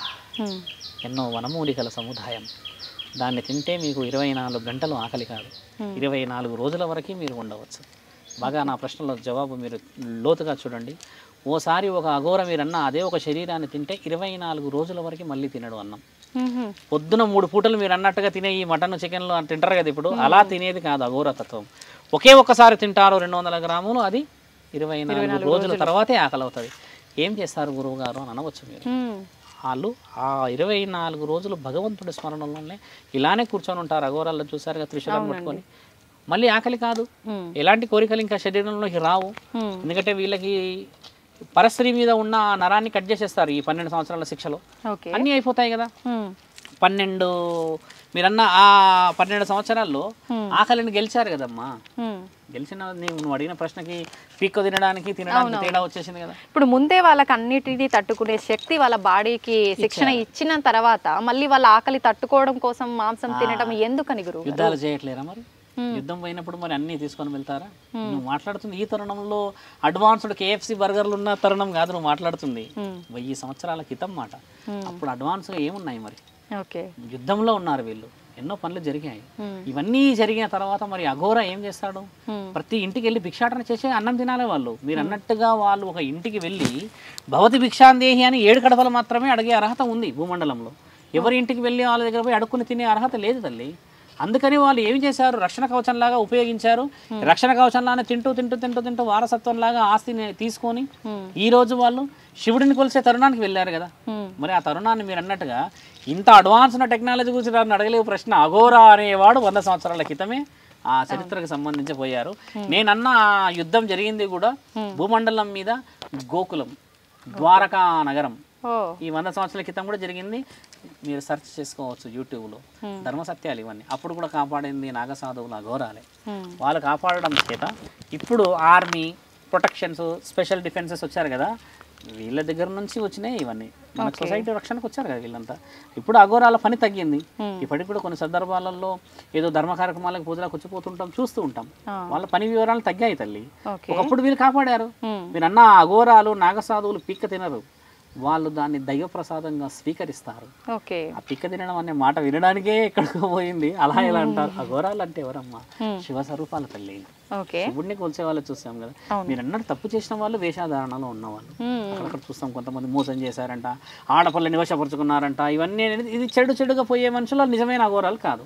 నిజమైన అఘోర పరమాత్ముడి ఆజ్ఞలో మంచకొండల్లో కళ్ళు మూసుకొని ఉంటాడు కదా. ఆయన పరమాత్ముడితో శరీరాన్ని అప్పచెప్పేస్తాడు ఆయన. అది విషయం. అయితే గురువుగారు, మనం కాశీ వెళ్ళినప్పుడు ఎక్కువగా అఘోరాలు కనిపిస్తూ ఉంటారు. వాళ్ళంతా నిజమైన అఘోరాలే అని చెప్పొచ్చు అంటారా? నిజంగా అఘోరాలు ఎక్కడ నివసిస్తూ ఉంటారు? ఇప్పటికీ ఉన్నారా? ఉన్నారు, ఇప్పటికీ అఘోరాలు ఉన్నారు. ఇప్పటికీ సృష్టి కార్యక్రమాల నిమిత్తం కాశీ నివాసమే ఎందుకు చేసుకున్నారంటే అమ్మ, భూమండలంలో పరమాత్ముడు ఇచ్చిన మొట్టమొదటి పుణ్యక్షేత్రం కాశీ. ఇప్పుడు ప్రధానమంత్రి గారు ఎక్కడ ఉన్నారు? ఢిల్లీలో ఉన్నారు. అంటే అక్కడ నుంచి ఆయన దేశాన్ని మొత్తం పాలిస్తాడు. భూమండలానికి అధిపతి ఎక్కడున్నాడు? కాశీలో. అక్కడ వాళ్ళందరి స్థావరం. ఇప్పుడు 12 జ్యోతిర్లింగాలు ఉన్నాయమ్మ మన దగ్గర. 64 జ్యోతిర్లింగాలు యాక్చువల్లీ. 64లో 12లో మనకు పడిన జ్యోతిర్లింగాలలో కాశీకి ఆ ప్రత్యేకత ఎందుకు వచ్చిందంటే అమ్మ, అక్కడ కాలం చేసిన వాళ్ళు వెళ్తారు అక్కడికి. అంటే గంగా నీళ్ళు కలపాలని వెళ్తారు, కొంతమంది అక్కడ చనిపోతే బాగుండని వెళ్తారు కదా. కాశీ అనేది ఏంటంటే జననాన్ని మరణాన్ని గెలవగల స్థానం అది. విశ్వేశ్వరుడు అంటే విశ్వాలని ఏలిన ఈశ్వరుడు ఉండే మొట్టమొదటి స్థలం. ఆయన కూర్చొని భస్మాన్ని స్వీకరిస్తాడు అక్కడ. కాశీలో ఏం చేస్తారంటే ఫ్రెష్గా చనిపోయిన శరీరం ఉన్న వాళ్ళని ఆ విభూతి, ఆ బూడిద తీసుకొచ్చి అష్టసుగంధాలు వేసి మొదట 3:30 గంటలకి ఉదయాన్నే ఈ అఘోరాలే చేస్తారు. ఇప్పటికీ చేస్తారు. అది భస్మధారణ చేస్తారు వాళ్ళు, ప్రతిరోజు చేస్తారు. అంటే తండ్రి ఎవరికి విలువ ఇచ్చాడు ఇక్కడ? మానవులకి కదా. కాలిన శరీరం నుంచి వచ్చిన బూడిదని తండ్రి రాసుకున్నాడు కదా. అంటే ఆయన రాసుకున్నాడు కదా. అఘోరాలు ఎందుకు రాసుకుంటున్నారు ఇప్పుడు? అంటే అమ్మ వాళ్ళకి శరీరం మీద ఏమి బట్టలు ఉండకపోవడం వల్ల ఈ యొక్క అట్మాస్ఫియర్ని కాపాడుకునే స్థితికి రాసుకుంటారు. అది మేము మొదటే చెప్పాము, ఈ శరీరం అష్టసుగంధాలతో వనమూలికలదని. అందుకని ఇది రాసుకుంటే ఏంటంటే చలి పెట్టడం కానీ ఏదైనా చర్మ వ్యాధులు కానీ రాకుండా ఉండడానికని ఇది ప్రొటెక్టర్, స్క్రీన్ ప్రొటెక్టర్. అందుకే కానీ అఘోరాలు భక్తితో రాసుకోరు. అది దాంట్లో ఉన్న మరమ్మత్తు తెలుసుకోండి మీరు. భక్తితో రాసుకునేది కాదు. ఇలా కూర్చున్నా కూడా భక్తే కదా మరి. మీరు ఇలా కూర్చున్న రక్షణ, శరీర రక్షణ. అది శరీర రక్షణ అని మీకు ఎక్కడ చెప్పలేదు ఇంతవరకు. ఏం చెప్పారు? వాళ్ళు రాసుకుంటారు, భక్తిలో ఉంటారు అంటారు. అది కొన్ని సందర్భాల్లో వాస్తవికంగా రాకపోవచ్చు. వాస్తవం అనేది శరీర రక్షణ. ఉష్ణోగ్రతల మంచులో ఉంటారు కదా అమ్మ, ఆ కొండల్లో కిందలో ఎక్కడో చెట్ల కింద ఉంటారు కదా, ఆ వాటి స్థితిగతులను తట్టుకోవడానికి శరీరానికి వీళ్ళు తినే పదార్థాల్లో కూడా విలువలు ఎందుకు వస్తాయంటే ఆ విధంగానే ఉంటాయి. ఓం నమ శివాయ అనేసి కళ్ళు మూసేస్తే వాళ్ళు మళ్ళీ తెరవరు. ఇంకా తరుణం 2 మాసాలు ఉంటాయి అమ్మ నెలలో, అమావాస్య పూర్ణమాసి. ఈ ఒకసారి కళ్ళు తెరిచినా కూడా మళ్ళీ ఇంకో మాసానికి తెరుస్తాడు. మీరు అన్నారు భోజనం అనే కార్యక్రమాల్లో వాళ్ళు తింటున్న మాంసానికి విలువ ఏంటంటే మరి ఇంకో తరుణానికి పరమాత్మని చూస్తారు. పని లేదు కదమ్మా సొసైటీలో ఇప్పుడు అఘోరలతోని. ఎవ్రీబడి ఈజ్ వాళ్ళ ప్రొటెక్టర్స్ అయిపోయారు. కాబట్టి వాళ్ళు దైవాధీనంలో ఇలా ఉండడానికి అని చెప్పేసి మీరు అన్నట్టుగా శవాన్ని ఇంతవరకు ఏ అఘోర పీక్క తిని లాక్కపోయిన సందర్భాలే లేవు. దైవ ప్రసాదం. ఇప్పుడు నీవు ఎలా తీసుకుంటావు గుడిలోకి వచ్చి, అది అలానే తీసుకుపోవడం పవిత్రత. అంతకు మించి నువ్వు ఏ సెర్చ్ చేసినా ఎక్కడ కూడా కానీ సగం కాలిన శవాన్ని లాక్కొని వెళ్ళిపోతుంటారు. ఎక్కడ వింటుంటారు కానీ లేదు కదా రుజువు. వినడం వేరు, రుజువు వేరు కదా. అలా చేయరమ్మా అఘోరాలు. ఆడపిల్లని కాపాడడానికి వచ్చిన అఘోరాలు శరీరాన్ని పిక్క తింటారంటారా? ఇప్పుడు మీరు ఈ సమాజంలో ఒక శరీరాన్ని నించోబెట్టేసే పిక్క తింటున్నారా? మీకు తెలిసిందేగా. మనస్సు ద్వారా హిప్నటైజ్, వశీకరణం. నువ్వు వీడికి రావాలంటే నువ్వు రాకపోతే చచ్చిపోతానికి ఉరుకుడే ఉరుకుడు. ఇంతకంటే ఎక్కువ చంపగా తింటారు అఘోరాలు. కనీసం వాళ్ళు చనిపోయినదానా తింటున్నారు అంటున్నారు. మనిషి బ్రతుకుండగానే రోజు చంపుతున్నారు కదా. మరి నిజమైన అఘోరాలు ఎవరు అని చూడండి. అయితే గురుగారు, అఘోరాల విషయానికి వస్తే మాంసం తినడంతో పాటు శవంతో సంభోగం చేస్తారు అని, ఇది నిజమేనా? చేయనికి రాదు. ఒక ఆత్మబలం 50%, శారీరక బలం 50% తల్లి. ఇప్పుడు నీవు ఉన్నావు ఒక సౌభాగ్యవతివి, ఒక శరీరం నీది కదా. నీవు 50% మాత్రమే నీ సోల్, ఇంకో 50% నీ ఫిజికల్ అటాచ్మెంట్. ఒకసారి శరీరంలో నుంచి ఆత్మ సైడ్కి వెళ్ళిపోయింది అనుకోమ్మా, దిస్ ఈజ్ ఇమ్మోర్టల్. అంటే నువ్వు జీరో. నీ శరీరంలో ఏ కదలిక లేని ఎక్కడ శారీరక వాంఛ తీర్చుకోగలడు? ఈ ఆత్మ అనేది నీ శరీరంలోకి వస్తే సెన్స్, ఎమోషన్స్ ఉన్నప్పుడే చేయగలం ఆ విషయం. అలాంటిది ఒక అఘోర ఒక శరీరం మీద ఏ విధంగా చేయగలడు, ఏ విధంగా నమ్మగలం ఈ విషయాన్ని? 50% అని ధర్మశాసనాల్లో రాసుంది. మనిషి చనిపోయినాక ఈ చలనాలు ఉండవు. ఆయన కాల్ చేసినా, ఎక్కడ పడేసినా, వీధులో పడేసినా, కుక్కలు గుంజుకపోయినా చలనం ఉండదు. ఇది ఆత్మతో సంబంధమైన శరీరం. ఆత్మతో సంబంధమైన శరీరాన్ని ఇష్టంగా లేదా ఇంకేదైనా చేయాలన్నా కూడా సెన్స్ ఉంటేనే అక్కడ చేయగలం. సెన్స్ లేకపోతే అఘోరా కాదు కదా, ఎంత మంచి వాళ్ళైనా ఏమి చేయనీకి రాదు. నిజం కాదు, అది అబద్ధం. ఎందుకు వినిపిస్తుంది గురుగారు? అంటే మీరన్న విషయంలో విద్యా బోధనలో కొంతమంది ఏం చేశారంటే అమ్మ, నిజమైన అఘోరాలు కాదు వీళ్ళు, శక్తులు సంపాదించడానికి అని ప్రయత్నాలు చేసే వ్యక్తులు వీళ్ళంతా. మాకు శక్తి వచ్చేసేయాలి, అప్రూవల్ బాగా రావాలి, నాకు నేను ఈ పూజ చేసి ఈ విద్య సంపాదించాలి. కొందరు కాళీమాత ఉపాసకురాలు, కొందరు భద్రకాళి ఉపాసకురాలు, కొంతమంది వచ్చేసి ఒక దేవత యొక్క శక్తులు సంపాదించిన వాళ్ళు, మేము చాముండిని గెలవడం, చండీ విద్య ఉంది అంటారు కదమ్మా. ఇట్లా కొంతమంది ఏం చేస్తే విద్య సంపాదించడానికి చేస్తున్న ప్రయత్నమే అది, నిజంగా జరిగిన ప్రక్రియ కాదు. ఉగ్ర కాదమ్మా, వాళ్ళు ఒక శరీరం ఉన్నది. ఇప్పుడు నిన్ను ఒక కాలం చేశాం, ఉదాహరణకు ఒక వ్యక్తి చనిపోయాడమ్మా, ఆ వ్యక్తిలో ఇంకొక శరీరం, ఒక ఆత్మని వేసి లేపుదామన్న ప్రయత్నాలు చేస్తూ ఉంటారు. ఒక మాట మీరు బాగా గమనించాల్సింది ఏంటంటమ్మా, మరణం జననం శివుడి ఆజ్ఞ. ఒక్కసారి కాలం చేసిన శరీరంలోకి వేయడానికి ఈ మానవ శక్తి సరిపోదు, ఎప్పటికీ రాదు. అలా ఎలా సులభంగా ఒక శరీరాన్ని నువ్వు వేస్తుంటే మహానీయుడు మహాముక్కంటే కళ్ళు అప్పగించి చూస్తూ ఉంటాడు, అంత శక్తి ఉందా వినకని? మరి చెప్తుంటారు కదా గురుగారు, చనిపోయిన వాళ్ళని బ్రతికిస్తాము అని చెప్పి. రుజువులు చూపించండి కదా, రుజువులు చూపించండి అంటున్నాను నేను. ఒకవేళ మీరు ఆ రుజువు చూపిస్తే అమ్మ, సాధు లక్షణాన్ని నేను వదిలేస్తాను, ఆ పరమేశ్వరుడు లేడే లేడు ఈ మండలంలోని, ఈ మండలంలోనే లేడు, శివుడే లేడు అని నేను మీతో పాటే తిరుగుతా. అలాంటిది రుజువు లేదు, కాదు, రాదు. ఒక మానవాతీత శక్తులను సంపాదించడం దేవుడికి తప్పితే మానవుడు చేస్తున్నాడు. చూడమ్మ, దయ్యాలు ఉన్నాయని అంటాం, రాక్షస సంహారణ ఉందంటాం. భూమండలంలో 2 యుద్ధాలు జరిగాయి, సాగర సంగమం, దేవతలకి రాక్షసులకి. కాబట్టి రాక్షసులు ఉన్నాయని రుజువులు ఉన్నాయి. దేవతలు ఎలా ఉన్నారన్న రుజువులు ఉన్నాయో, రాక్షసులు ఉన్నారా అనేది రుజువు ఉంది. కానీ ఎక్కడా కూడా రాక్షసులు దేవుళ్ళని గెలిచిన రుజువులు లేవు. ఉన్నాయంటారా గురువు అని అడగండి, మళ్ళీ లేవు. రుజువులు ఉన్నాయి కదా, దేవుళ్ళని గెలిచిన రుజువులు ఉన్నాయా? ఎక్కడా లేవు తల్లి. లేవు కాబట్టి నువ్వు అన్న ప్రశ్నకి ఒక ఆత్మని శరీరంలో వేసి బతికించడం అనేది ముమ్మాటికి అబద్ధం, అది ఎప్పటికీ నిజం కాదు. నిజం అయిన రోజు మీరు మా దగ్గరికి అంగరంగ వైభవంగా రావచ్చు. కాదు, అది అది అయ్యే శక్తి నా పరమాత్ముడు ఇప్పటికి కాదు కదా, భూమండలంలో ఏ వ్యక్తికి ఇయ్యడు. అన్ని శక్తులు నీకు ఇచ్చేస్తే ఇంకా పరమాత్ముడు ఏం శక్తి అమ్మా, ఇంకా వాస్తవమే కదా, అలా కుదరదు. అయితే గురువుగారు చంద్రగ్రహణం సూర్యగ్రహణం అంటుంటారు. అవునమ్మా. చంద్రగ్రహణం సూర్యగ్రహణం విషయానికి వస్తే ఆ రోజు దేవుళ్ళు కూడా శక్తులు కోల్పోతుంటారు. దేవుళ్ళని మించిన శక్తులు ఎవరి దగ్గర లేవు, దేవుళ్ళ శక్తుల ముందు అవన్నీ తక్కువే అంటుంటారు. మరి అటువంటప్పుడు ఆ రోజు దేవుళ్ళు కూడా శక్తులు కోల్పోతుంటారు అంటారు. ఎలా కోల్పోతుంటారు? వాస్తవం చూడమ్మా, దేవుళ్ళు శక్తులు కోల్పోవడం అనేది అవాస్తవమైనది. వాస్తవమైన విషయం ఏంటంటే దేవుళ్ళు ఏం చేస్తారు అని అంటే అమావాస్య పౌర్ణమి ఈ 2 రోజులు ఉంటాయి. అయితే అమావాస్య రోజు ఏం చేస్తారంటే అమ్మ, చంద్రుడు పైనుంచి వెళ్తూ ఉంటాడు, సూర్యుడు కింద నుంచి వచ్చేసే తరుణం. అంటే ఒక భూమండలానికి ఇంకో భూమండలం అనుమతిస్తుంటది ఈ గ్రహణాల ఈ అమావాస్య పౌర్ణమి రోజు 2 రోజులు. చంద్రగ్రహణం రోజు ఏమవుతుందంటే అమ్మ, ఇవి ప్రయాణం చేయవు, వచ్చేసి ఇక్కడే ఇట్లా ఉండిపోతాయి. అంటే ఒక స్థాయి మీద అక్కడే ఆగిపోవడం వల్ల సృష్టి వైపరీత్యం జరిగే అవకాశం ఎక్కువ ఉంటుంది అని. సూర్యుడు చంద్రుడు సృష్టిలో చాలా ముఖ్యమైన అస్త్రాలు మనకి, వాళ్ళ లేకపోతే ఈ వెలుగు కానీ ఇంకేదైనా నడవవు. వాళ్ళిద్దరూ ఆ సమయానికి ఆపినప్పుడు ఏమవుతుందంటే, బాగా గమనించాల్సిన ప్రశ్న ఏంటంటే, ఈ సూర్యుడు చంద్రుడు నడుస్తుంటేనే ఇన్ని చెడు కార్యక్రమాలు అధర్మంగా జరుగుతున్నాయి కదా, అలాంటిది వాళ్ళిద్దరు ఆగిపోతే ఎన్ని జరగవచ్చు అధర్మ కార్యక్రమాలు? బాగా గుర్తుపెట్టుకోండి. అంటే వాళ్ళిద్దరు సృష్టికి చాలా చాలా శక్తివంతులు కాబట్టి ఆ సూర్యుడు చంద్రుడు ఆగిపోయినప్పుడు దుష్టుడికి శక్తి ఎక్కువ వస్తుంది. అంటే చెడు ప్రయత్నం చేసేవాడికి శక్తి ఎక్కువ వస్తుంది. ఎందుకంటే పంచభూతాలు అక్కడ పని చేయట్లేదు, ఆగాయి. బాగా గుర్తుపెట్టుకోండి. అమావాస్య పౌర్ణమి ఏంటంటే పంచభూతాలు కూడా పనిచేస్తుంటాయి, కానీ ఒక్క టైం వస్తుంది ఇట్లా వచ్చి ఇలా జరిగిపోతారు వాళ్ళు. ఈ రోజు ఏమవుతుంది, గ్రహణాల రోజు అది అలా ఆగిపోయి ఉంటుంది అక్కడ. కాబట్టి చెడుని బాగా ప్రయోగించే వాళ్ళు పంచభూతాలు పని చేయవు కాబట్టి వీళ్ళు చెడు ప్రయోగాలలో చాలా మంది సక్సెస్ చేసినాము, చాలా సంపాదించమంటారు కదా. కానీ ఇంకొక విషయం ఏంటంటమ్మా, వీళ్ళందరూ ఈ దేవతామూర్తులకు శక్తులు ఎందుకు పడతాయి, ఈ దేవతామూర్తులకి ఆ సమయంలో ఎందుకు ఇబ్బందులు పడతాయి, వాళ్ళకు తలుపులు వేసేయడం గిడలు వేయడం ఎందుకు చేస్తారు అని అంటే, అలా వచ్చినప్పుడు చెడు ప్రభావం అయ్యి భూమండలం మీద పడుతుంది. గర్భవతికి కొంచెం పెడుతుంటాం, కడుపు పైన పెడతారు. వంటలు అన్నిటి మీద మనం గరికె తీసుకొచ్చి పెడుతూ ఉంటాం, వంట వండొద్దు, పాలు పొంగి, ఇలా కొన్ని ఎందుకంటారంటే పైనుంచి ఒక రకమైన సూక్ష్మం అంటే చెడు అనేది కిందకు పడుతుంది, డస్ట్. ఆ డస్ట్ వచ్చేసి భూమి మీద, అంటే అది ఎన్నో ఏళ్ళ నుంచి పైన ఉంటుంది కాబట్టి ఈ చర్మీలం మీద పడితే చర్మ వ్యాధులు వచ్చే అవకాశాలు ఉన్నాయి, రుజువులు చేశారు కూడా. అలాంటి కాకూడదని చెప్పి ఆపుతారు. దాని ముఖ్యమైనదే ఇది. ఆ గ్రహణ సమయంలో దుష్ట శక్తులు ఎక్కువ తిరుగుతుంటాయి కాబట్టి గర్భవతులు వాళ్ళకి ఏంటంటమ్మా, గర్భవతులు కొంచెం భిన్నంగా ఉంటారు. ఈ శరీరం ఏంటంటే నువ్వు ఏమైనా చేయగలవు, వాళ్ళు గర్భంగా ఉన్నప్పుడు కొన్ని పనులు అంత ఉత్సాహంగా చేయలేరు కదా, కాబట్టి వారికి రక్షణ కవచం అది. ఇప్పుడు మీరు అన్నట్టుగా దేవతలకు ఎందుకు వేస్తారు అని అంటే అమ్మా, వీళ్ళు బయటకు వచ్చినప్పుడు చెడు ప్రభావం చేస్తున్న ఆ సందర్భాన్ని కొందరు దేవతలు మాత్రమే మీరు అనుకునే చేస్తారు.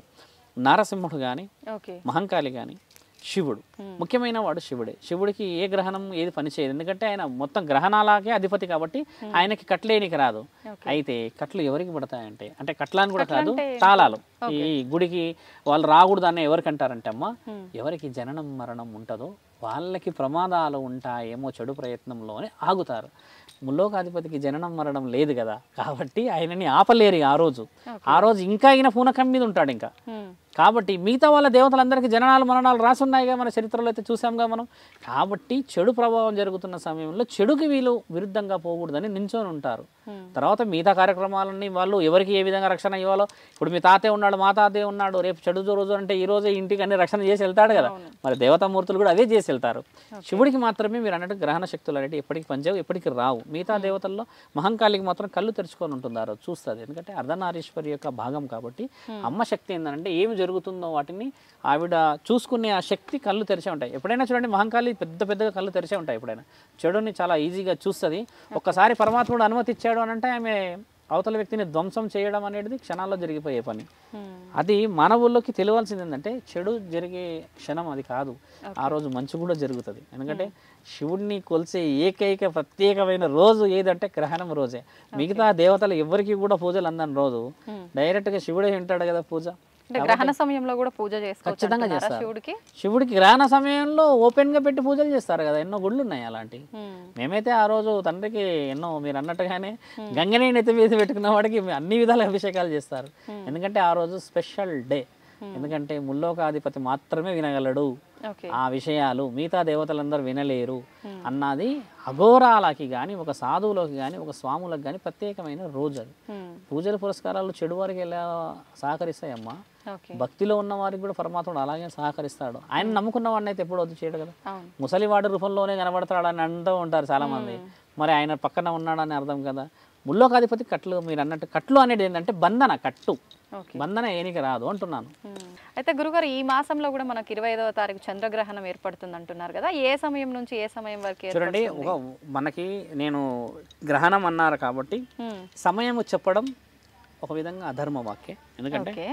ఆ సమయం చెప్పేసరికి ఆ సమయానికి మన వాళ్ళు అలర్ట్ అయి ఉంటారు, మిగతా సమయంలో కొంచెం ఉంటారు. కాబట్టి గ్రహణ సమయం అనేది ఏ సమయం వచ్చినా కూడా చేయాల్సిన ముఖ్యమైన కార్యక్రమం, ఒక స్త్రీలైనా చిన్న చిన్న ఇంట్లో పిల్లలున్నా ఎవరున్నా కూడా బయట అడుగు పెట్టి నెగిటివ్ థాట్స్ అని కూర్చోకూడదు. అంటే ఒక చెడు చేసే వ్యక్తి ఎలా ఉంటాడంటే అమ్మా, మన ఈ శరీరం ఉంది కదమ్మా, కొంతమందికి ఉట్టిగా ఏదైనా దిష్టి నిమ్మకాయలు కానీ ఇంకేదన్నా మిరపకాయలు అలాంటి ఇలాంటివి పెట్టినామన్నా కూడా కడుపు నొస్తుంది, తలనొస్తుంది అని అంటారు దాటితే. ఇలాంటి కొంచెం అల్పంగా ఉండే శరీరాలు, అంటే శక్తి కొంచెం వీక్నెస్ ఉన్న శరీరాలు ఎవరైతే ఉంటారమ్మా, అలాంటి వాళ్ళకి ఇబ్బంది అయ్యే అవకాశం ఎక్కువ ఉంటుంది. ఇక్కడ నిజంగా బలంగా ఉండి భక్తిలో ఉన్న వాడికి ఎవరు ఏం చేయనికి రాదు. అలాంటి వాళ్ళు కొంచెం మాకు భయం లోపట ఉన్నది అనుకున్న వాళ్ళు రుద్రాక్ష తీసుకొని శివనామస్మరణం చేసుకోవడమా, కులదైవాన్ని స్మరించుకోవడమా, లేకపోతే ఇలవెలుపులను స్మరించుకోవడమా, ఇది ఏది కుదరదు నాకు అన్న సమక్షంలో దైవానికి సంబంధించింది ఏదైనా పెట్టుకొని కూర్చొని ఉండడం మంచిది. లేదు మనం ఎంత చెప్పినా కూడా ఎవరు చూడాల్సిన వాళ్ళు చిరంజీవి సినిమాలు చూస్తారు అనుకోండి, అది వేరే విషయం. కానీ దైవానికి సంబంధించిన విషయాలు చేసుకుంటే గ్రహణం రోజు పరమాత్ముడే సాక్షాత్తుగా వింటాడు. కాబట్టి మన మనస్సుని మనం గెలుచుకునే తరుణం ఏ సందర్భానైనా పరమాత్ముడు స్వీకరిస్తాడు. ఇప్పుడు గ్రహణం రోజు ఇదే మనం వేరే వారి విషయాలు అడిగితే ఏమంటారంటే పాలు పొంగించకూడదు, తర్వాత అన్నం ఇలా చేయకూడదు అంటారు. మీకు ఇంతకుముందుకు ఏం చెప్పంటే కొన్ని గ్రహశకలాలు పైనుంచి పడుతుంటాయి చెడు, కాబట్టి వాటిపై పడితే మన చర్మ వ్యాధులే వచ్చిన సందర్భాలు ఇంట్లో ఉన్న వస్తువుల పైన పడితే అవన్నీ చెడు అవుతాయని అంటారు కదా. ఇల్లు ఎందుకు కడుగుతారు మరి? ఇప్పుడు చంద్రగ్రహణం రోజు నీకేం నష్టమే జరగలేదు, మరి ఇల్లంతా ఎందుకు కడగాలి? కడగకూడదు కదా, ఎందుకంటే పైనుంచి ఒకటి పడుతున్నది అనేది నీకు తెలియదు, కానీ అంతరాత్మకైతే తెలుసు కదా. అందుకని శరీర శుద్ధి ఏదైతే చేసుకోవాలి అనుకున్నది గ్రహణం తర్వాత చేసుకుంటే ఏంటంటే ఆ చెడు ప్రభావం లోను కాకుండా ఉన్న ఈ శరీరం కాపాడుతాం. దైవనామస్మరణమే ఎందుకు చేయాలి? ఒక బాగా గుర్తుపెట్టుకోండి, గ్రహణం రోజు గ్రహణం అనగానే భయం వచ్చేసింది అందరికీ. ఆత్మలు వస్తాయంట, పూజలు చేస్తారంట, క్షుద్ర పూజలు వస్తాయి, వాళ్ళని లేపేస్తారు వీళ్ళని లేపేస్తారు అంటారు కదా. అది ముమ్మాటికి నిజమే. ఏం చేస్తారంటే ఈ దుష్ట శక్తులని చంపడానికని ఈ దుష్ట పూజలు చేసేటోళ్ళు మంచోళ్ళని ఇబ్బంది పెట్టడానికి వీళ్ళ ప్రయత్నాలు వీళ్ళు పూజలు చేస్తూనే ఉంటారు. అలాంటి సమయం భయం లాగా ఉండేసి ఉండడం కంటే మనము కూడా మన ఇంటికి కట్టేసుకోవడం అయింది, ఒక పురోహితుడు ద్వారానో ఏదైనా పవిత్రమైన గుడికి పోయి అక్కడ నుంచి ఏదైనా తెచ్చుకొని ఇంటికి రక్షణ చేసుకుంటే పాజిటివ్నెస్ పెట్టుకోవాలంటున్నాను నేను. మీరు అన్నట్టుగా పురోహితులు చెప్పే తంతు ఒక సాధువు చెప్పే తంతుకు చాలా చాలా వ్యతిరేకత ఉంటుందమ్మా. నక్షత్రాలు తిథులు సమయాలు చెప్పేది పురోహితులు, సాధువు చెప్పిన విషయాల వివరణలు ఒక అఘోరా చెప్పే విషయాలన్నీ ఏంటంటే ఆ రోజు చేయాల్సిందల్లా ఒకటి ఏంటంటే పాజిటివ్గా ఉండడమే సేఫ్. ఇప్పుడు 10 మంది గొడవ పెడుతున్న దగ్గర పోవద్దు అంటే పోవద్దు కదా, మరి పోయి నిలబడ్డావంటే ఇక 10 మందిలో ఒకటే నిన్ను గుద్దుతాడు కదా. నేను అనేది అంటే వీళ్ళు ఏంటంటే 10 మందిలో మంచోడి దగ్గర నిలబడాలని నేను చెప్తలేను. వాడు మనోడే మనల్ని కొట్టడానికి కాదు, మనోడు వేరేవాడిని కొట్టేటప్పుడు కూడా గుద్దొచ్చు మనల్ని. కాబట్టి ఏంటంటే పౌర్ణమి అమావాస్యలు ఏది నక్షత్ర తిథులలో నీ అంతఃకరణ శుద్ధితో మనసుని గెలిచినప్పుడు ఏ 10 మందిలో కూర్చున్నా కూడా పరమాత్ముడి ఆజ్ఞతోనే జరుగుతాయి అన్ని పనులు. అది ముఖ్యమైన విషయాలు తల్లి. గురుగారు, గుప్త నిధులు అంటుంటారు, అసలు నిజంగా ఈ గుప్త నిధులు అనేవి ఉన్నాయా? ఈ గుప్త నిధులు మానవులకు ఏ రకంగా ఉపయోగపడతాయి? ఇంకొక విషయం ఏంటంటే గుప్త నిధుల కోసం వెళ్ళిన వారు ఎవరైతే ఉన్నారో వాళ్ళు మళ్ళీ తిరిగి రారు అంటుంటారు, ఇది ఎంతవరకు నిజం? చూడమ్మా, సృష్టి కార్యకలాపాల నిమిత్తం ఒక 100-150 సంవత్సరాల చరిత్ర వెనక్కి వెళ్తే మనకి ఈ బంగారు నాణ్యాలు కానీ వజ్రాలు వైడూర్యాలు ఇచ్చిపుచ్చుకోవడమే జరిగేది ఏదైనా వస్తు రూపాన. అలా జరిగిన తర్వాత మానవుడు ఏం కోల్పోయాడంటే అమ్మ, మొట్టమొదట ప్రకృతికి చాలా చాలా ఇష్టమైంది ఏంటంటే న్యాచురల్ అంటే ప్రకృతికి ఏంటంటే అమ్మ ఒక వస్తువు బలంగా ఉండాలి. పండు మనం ఇంజెక్షన్స్ ఇస్తూ ఉన్నాం ఇప్పుడు, హైబ్రిడ్ అంటాం. అలా కాకుండా న్యాచురల్ పండు రుచే వేరే ఉంటుంది. మనం కొన్ని సందర్భాల్లో చూస్తాం.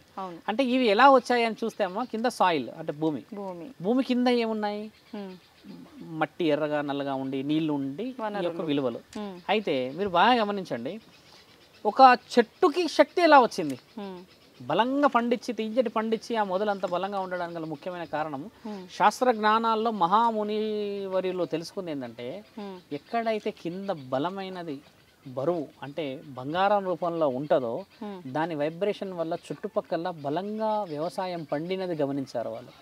ఓకే. పువ్వులు చాలా చాలా చాలా న్యాచురల్గా వెరైటీగా పువ్వులు పెరిగాయి, అది కూడా చాలా చాలా చాలా చాలా పవిత్రంగా.